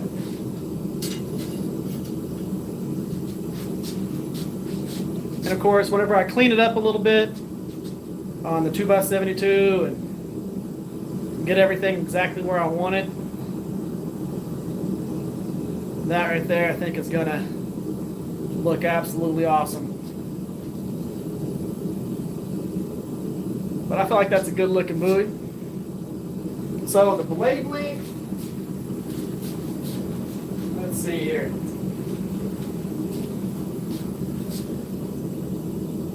So the blade itself is just over 11 inches. Overall length, 16 inches. So we have an 11-inch blade, and then the overall length is 16.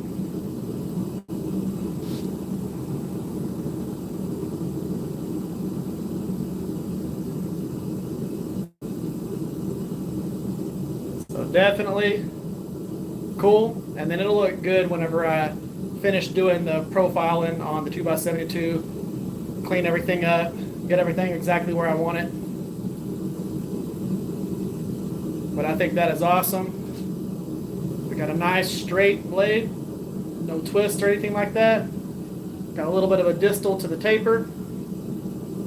Got our bevels forged in. You can see the heel on there. There you go.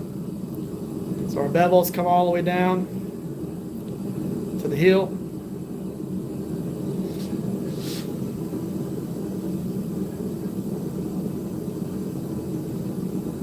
Make a pocket sheath for it.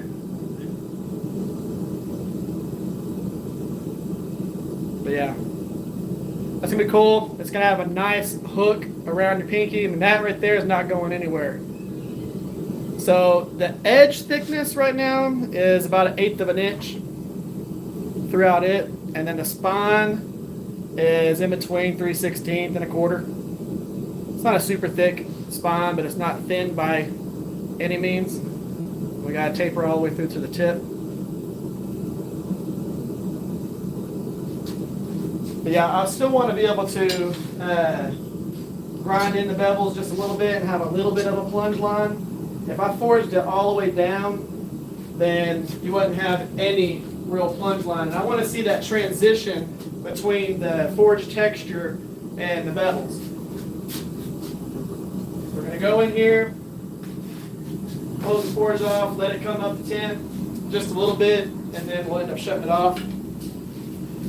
I'll tell you this, what you don't want to do is let it come all the way up to 1600 degrees while it's in the forge, and then shut your forge off. If your forge, the internal temperature is like 1900 degrees, what'll end up happening, it's 5160, that's what we forged this out of.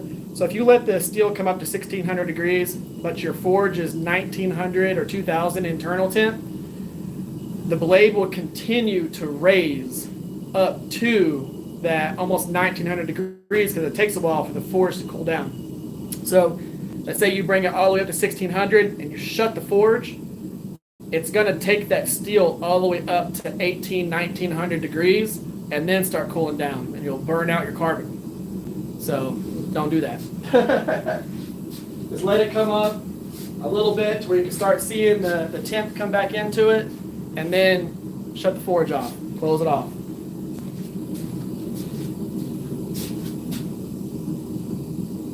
That's where I'm at right now. I'm going to go ahead and close the forge off.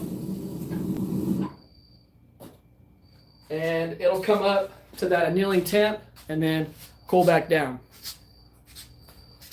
Let's see what y'all are saying here.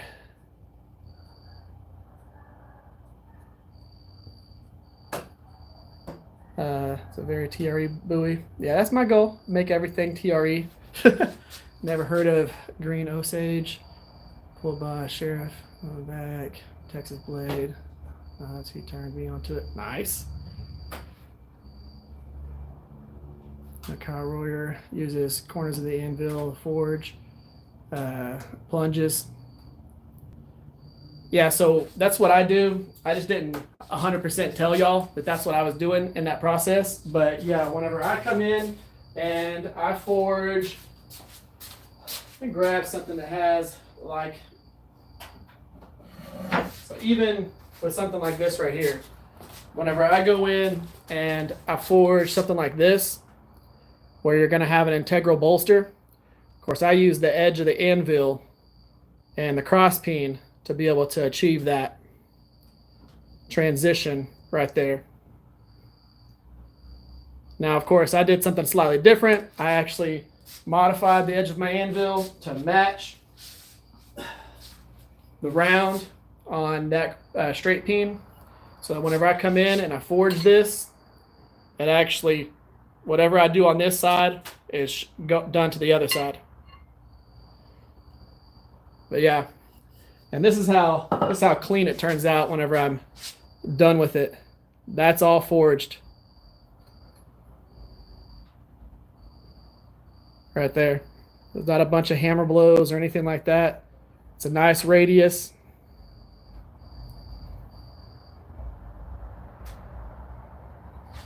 good steel for a newbie. I would say if you're gonna do that, and some new steel or new person steel is 1084. It's the best steel to start with. What you got? So Got Miss Rivers over here.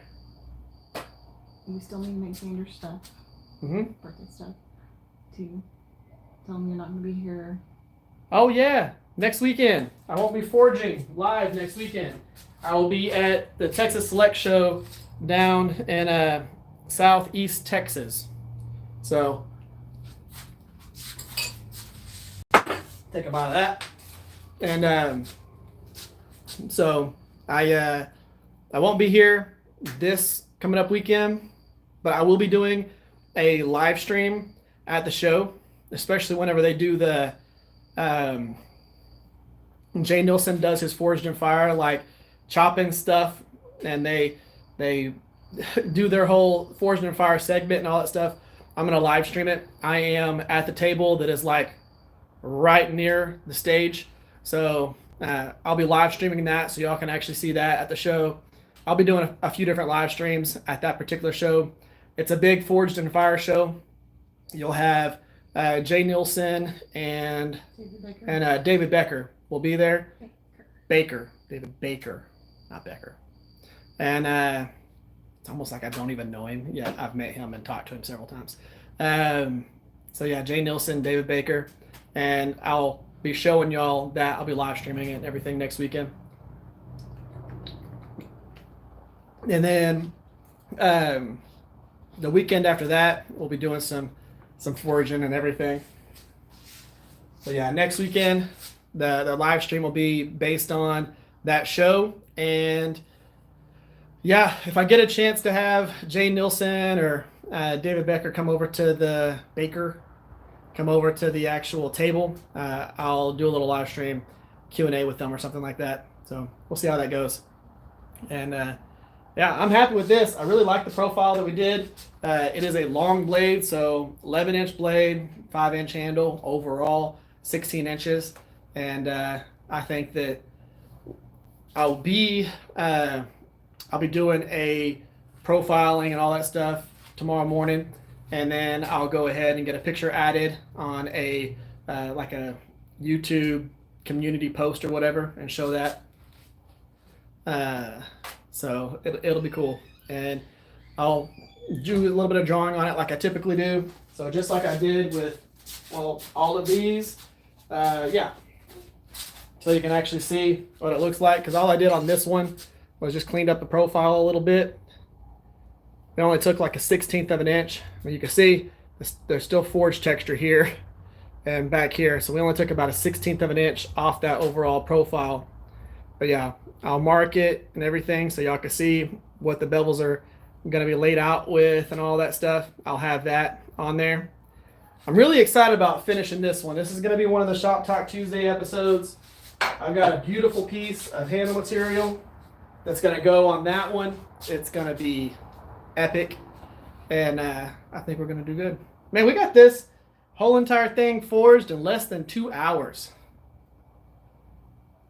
Have you ever made a K-bar knife? I have not made a K-bar knife, but I am most likely going to. I'm going to cover my little bowl there. I'm most likely going to do a K-bar here soon. Jeff Rose, we forged a buoy. We forged a 11-inch blade, 16-inch overall length buoy out of 5160. We did it out of the Willys Jeep leaf spring. How much more American can you get than that? Willys Jeep leaf spring, buoy profile, full tang. Like, that is just awesome. Forged in Texas. Yeah, and we did that with no power hammer or anything like that. That was just forging it to profile with a hammer and anvil. And that's bevels, the distal taper through the tip, through the tang, all of that. Well, Aaron, I'm happy to have y'all here. I enjoy doing the live streams. The live streams are like one of the things that I look forward to every single week, being able to come out here and forge something and chat with y'all while I'm doing it. It's just awesome. So I can't wait to do the classes. Whenever I get set up for that, finalized and everything, and I can actually have people come here and teach them, I'm super excited about that. I've had a couple of guys in the shop the past 2 days. They were bringing a few things to me and setting up some commission pieces. And I've got a really cool commission piece that I'm going to do on the channel. And then another one bought another one of my knives, and then we sold a few knives and did all that stuff. The last week has been really good with knife fills and everything like that. Just wish it was like that all the time, right? But I've got to finish this week about 9 knives so I can have them ready for the show. So we're going to see how that goes and get a bunch done. I'm working on a few sheaths and things like that, so it's a lot. And then I'm also working on the Viking challenge on top of that. Well, that sounds good. So whenever I do a K-bar, I'm going to do the fuller that's in it, forged and everything like that. So just like I did this sax right here, this has the fuller is forged into it. It's not ground. So whenever I do the K-bar that I'm going to do, the fuller will be forged into it. And then it's going to have leather stack handle, the whole entire shebang. But it'll be, of course, the K-bar actual blade profile and not the sax. But yeah, it'll be a beautiful, beautiful, beautiful looking knife whenever I do that one. But yeah, that'll have a full through tang, leather stack, the whole shebang. I was thinking of doing a K-bar, wagon wheel. I got from the guy that gave me the juice. Yeah, that would be cool. So with San Mai with the wrought iron on the outside, that'll be cool. Yeah, I love the forged fullers, man. That is like one of my favorite looking things on there. And the fact that it turned out super clean is just awesome. But yeah, I'll be doing a K-bar version of that with full leather stacked handle. And whenever I do that, it'll be on the channel. So we'll be doing I'll most likely forge that K-bar on a live stream so y'all can actually see that. And then we'll do a Shop Talk Tuesday series with that. I've got like 6 knives that we forged that I need to do Shop Talk Tuesday videos on. Once I get done with this Viking challenge, I'll have more time freed up. But getting it all together plus getting everything ready for this show is going to be, that's like all my time. And then I don't have another show for another month or so. So I got plenty of time depending on what I sell at this show. We'll see what happens. We'll see how many I sell. Hopefully I sell plenty, but there's going to be a lot of good knife makers there and people are going to have a lot of choices. So we'll see how it goes. It's not a very expensive show, which I really like because the table cost isn't that much. And I'm going to be putting like 4 knives in for the to try and win some of the awards. So for the show, I'm going to have like 4 or 5 knives entered in for the little, awards that they give out, best EDC, best buoy, all those different things. And we'll see how that goes. Do a leather sheath for the K-bar. Yeah, I agree. I mean, I don't know why you wouldn't do that. But yeah, I agree. The leather sheath would look really cool with it. And then use the same leather in the sheath that you did for the leather stack handle. There you go. Yeah, Steve's K-bars are really nice. If you haven't looked at it, look up Steve Jennings on Instagram, and he's got some of his K-bars on his Instagram page, and they look real nice. What's up, Chit? Came in at the very end, huh? Better late than never.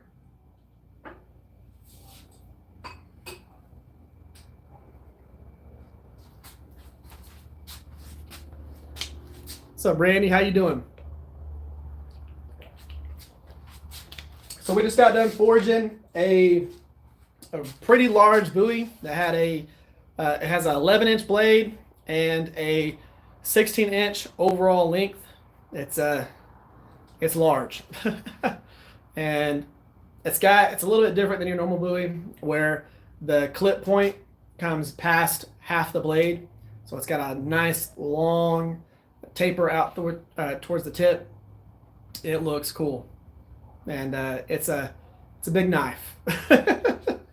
It is a big knife. I've got it in the forge right now, annealing. Turned out real nice. Been dealing with your own knife demons tonight, huh? Is that messing with your guard on that knife you've been working on, that hidden tang?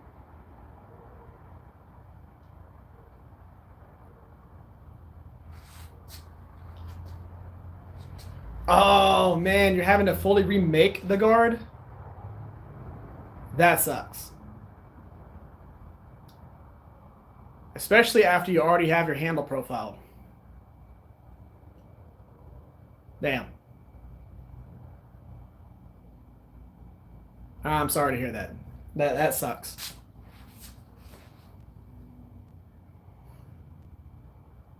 I've been successful today too. Like I said, I've been working on hand sanding and stuff like that. Gouged it too bad, huh?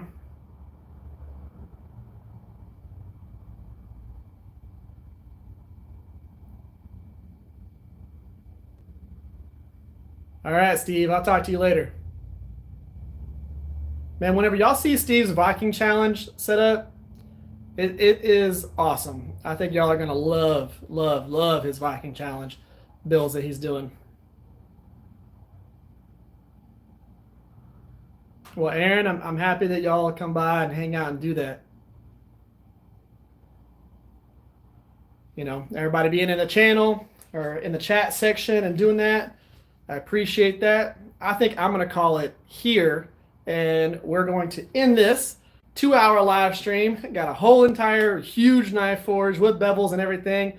I call that a success, and we get to call it here. So, guys, thank y'all for coming by. Thank y'all for participating in the comment section and all that stuff. Like I said, next weekend we'll be live at the Texas Select Show, and I'll be showing y'all the Forged and Fire stuff that they do on the stage and all that stuff. So hopefully y'all are excited about that. Guys, let's go ahead, call it here. Y'all have an amazing day, have an amazing weekend, have an amazing Easter, and I'll catch y'all next time. See y'all.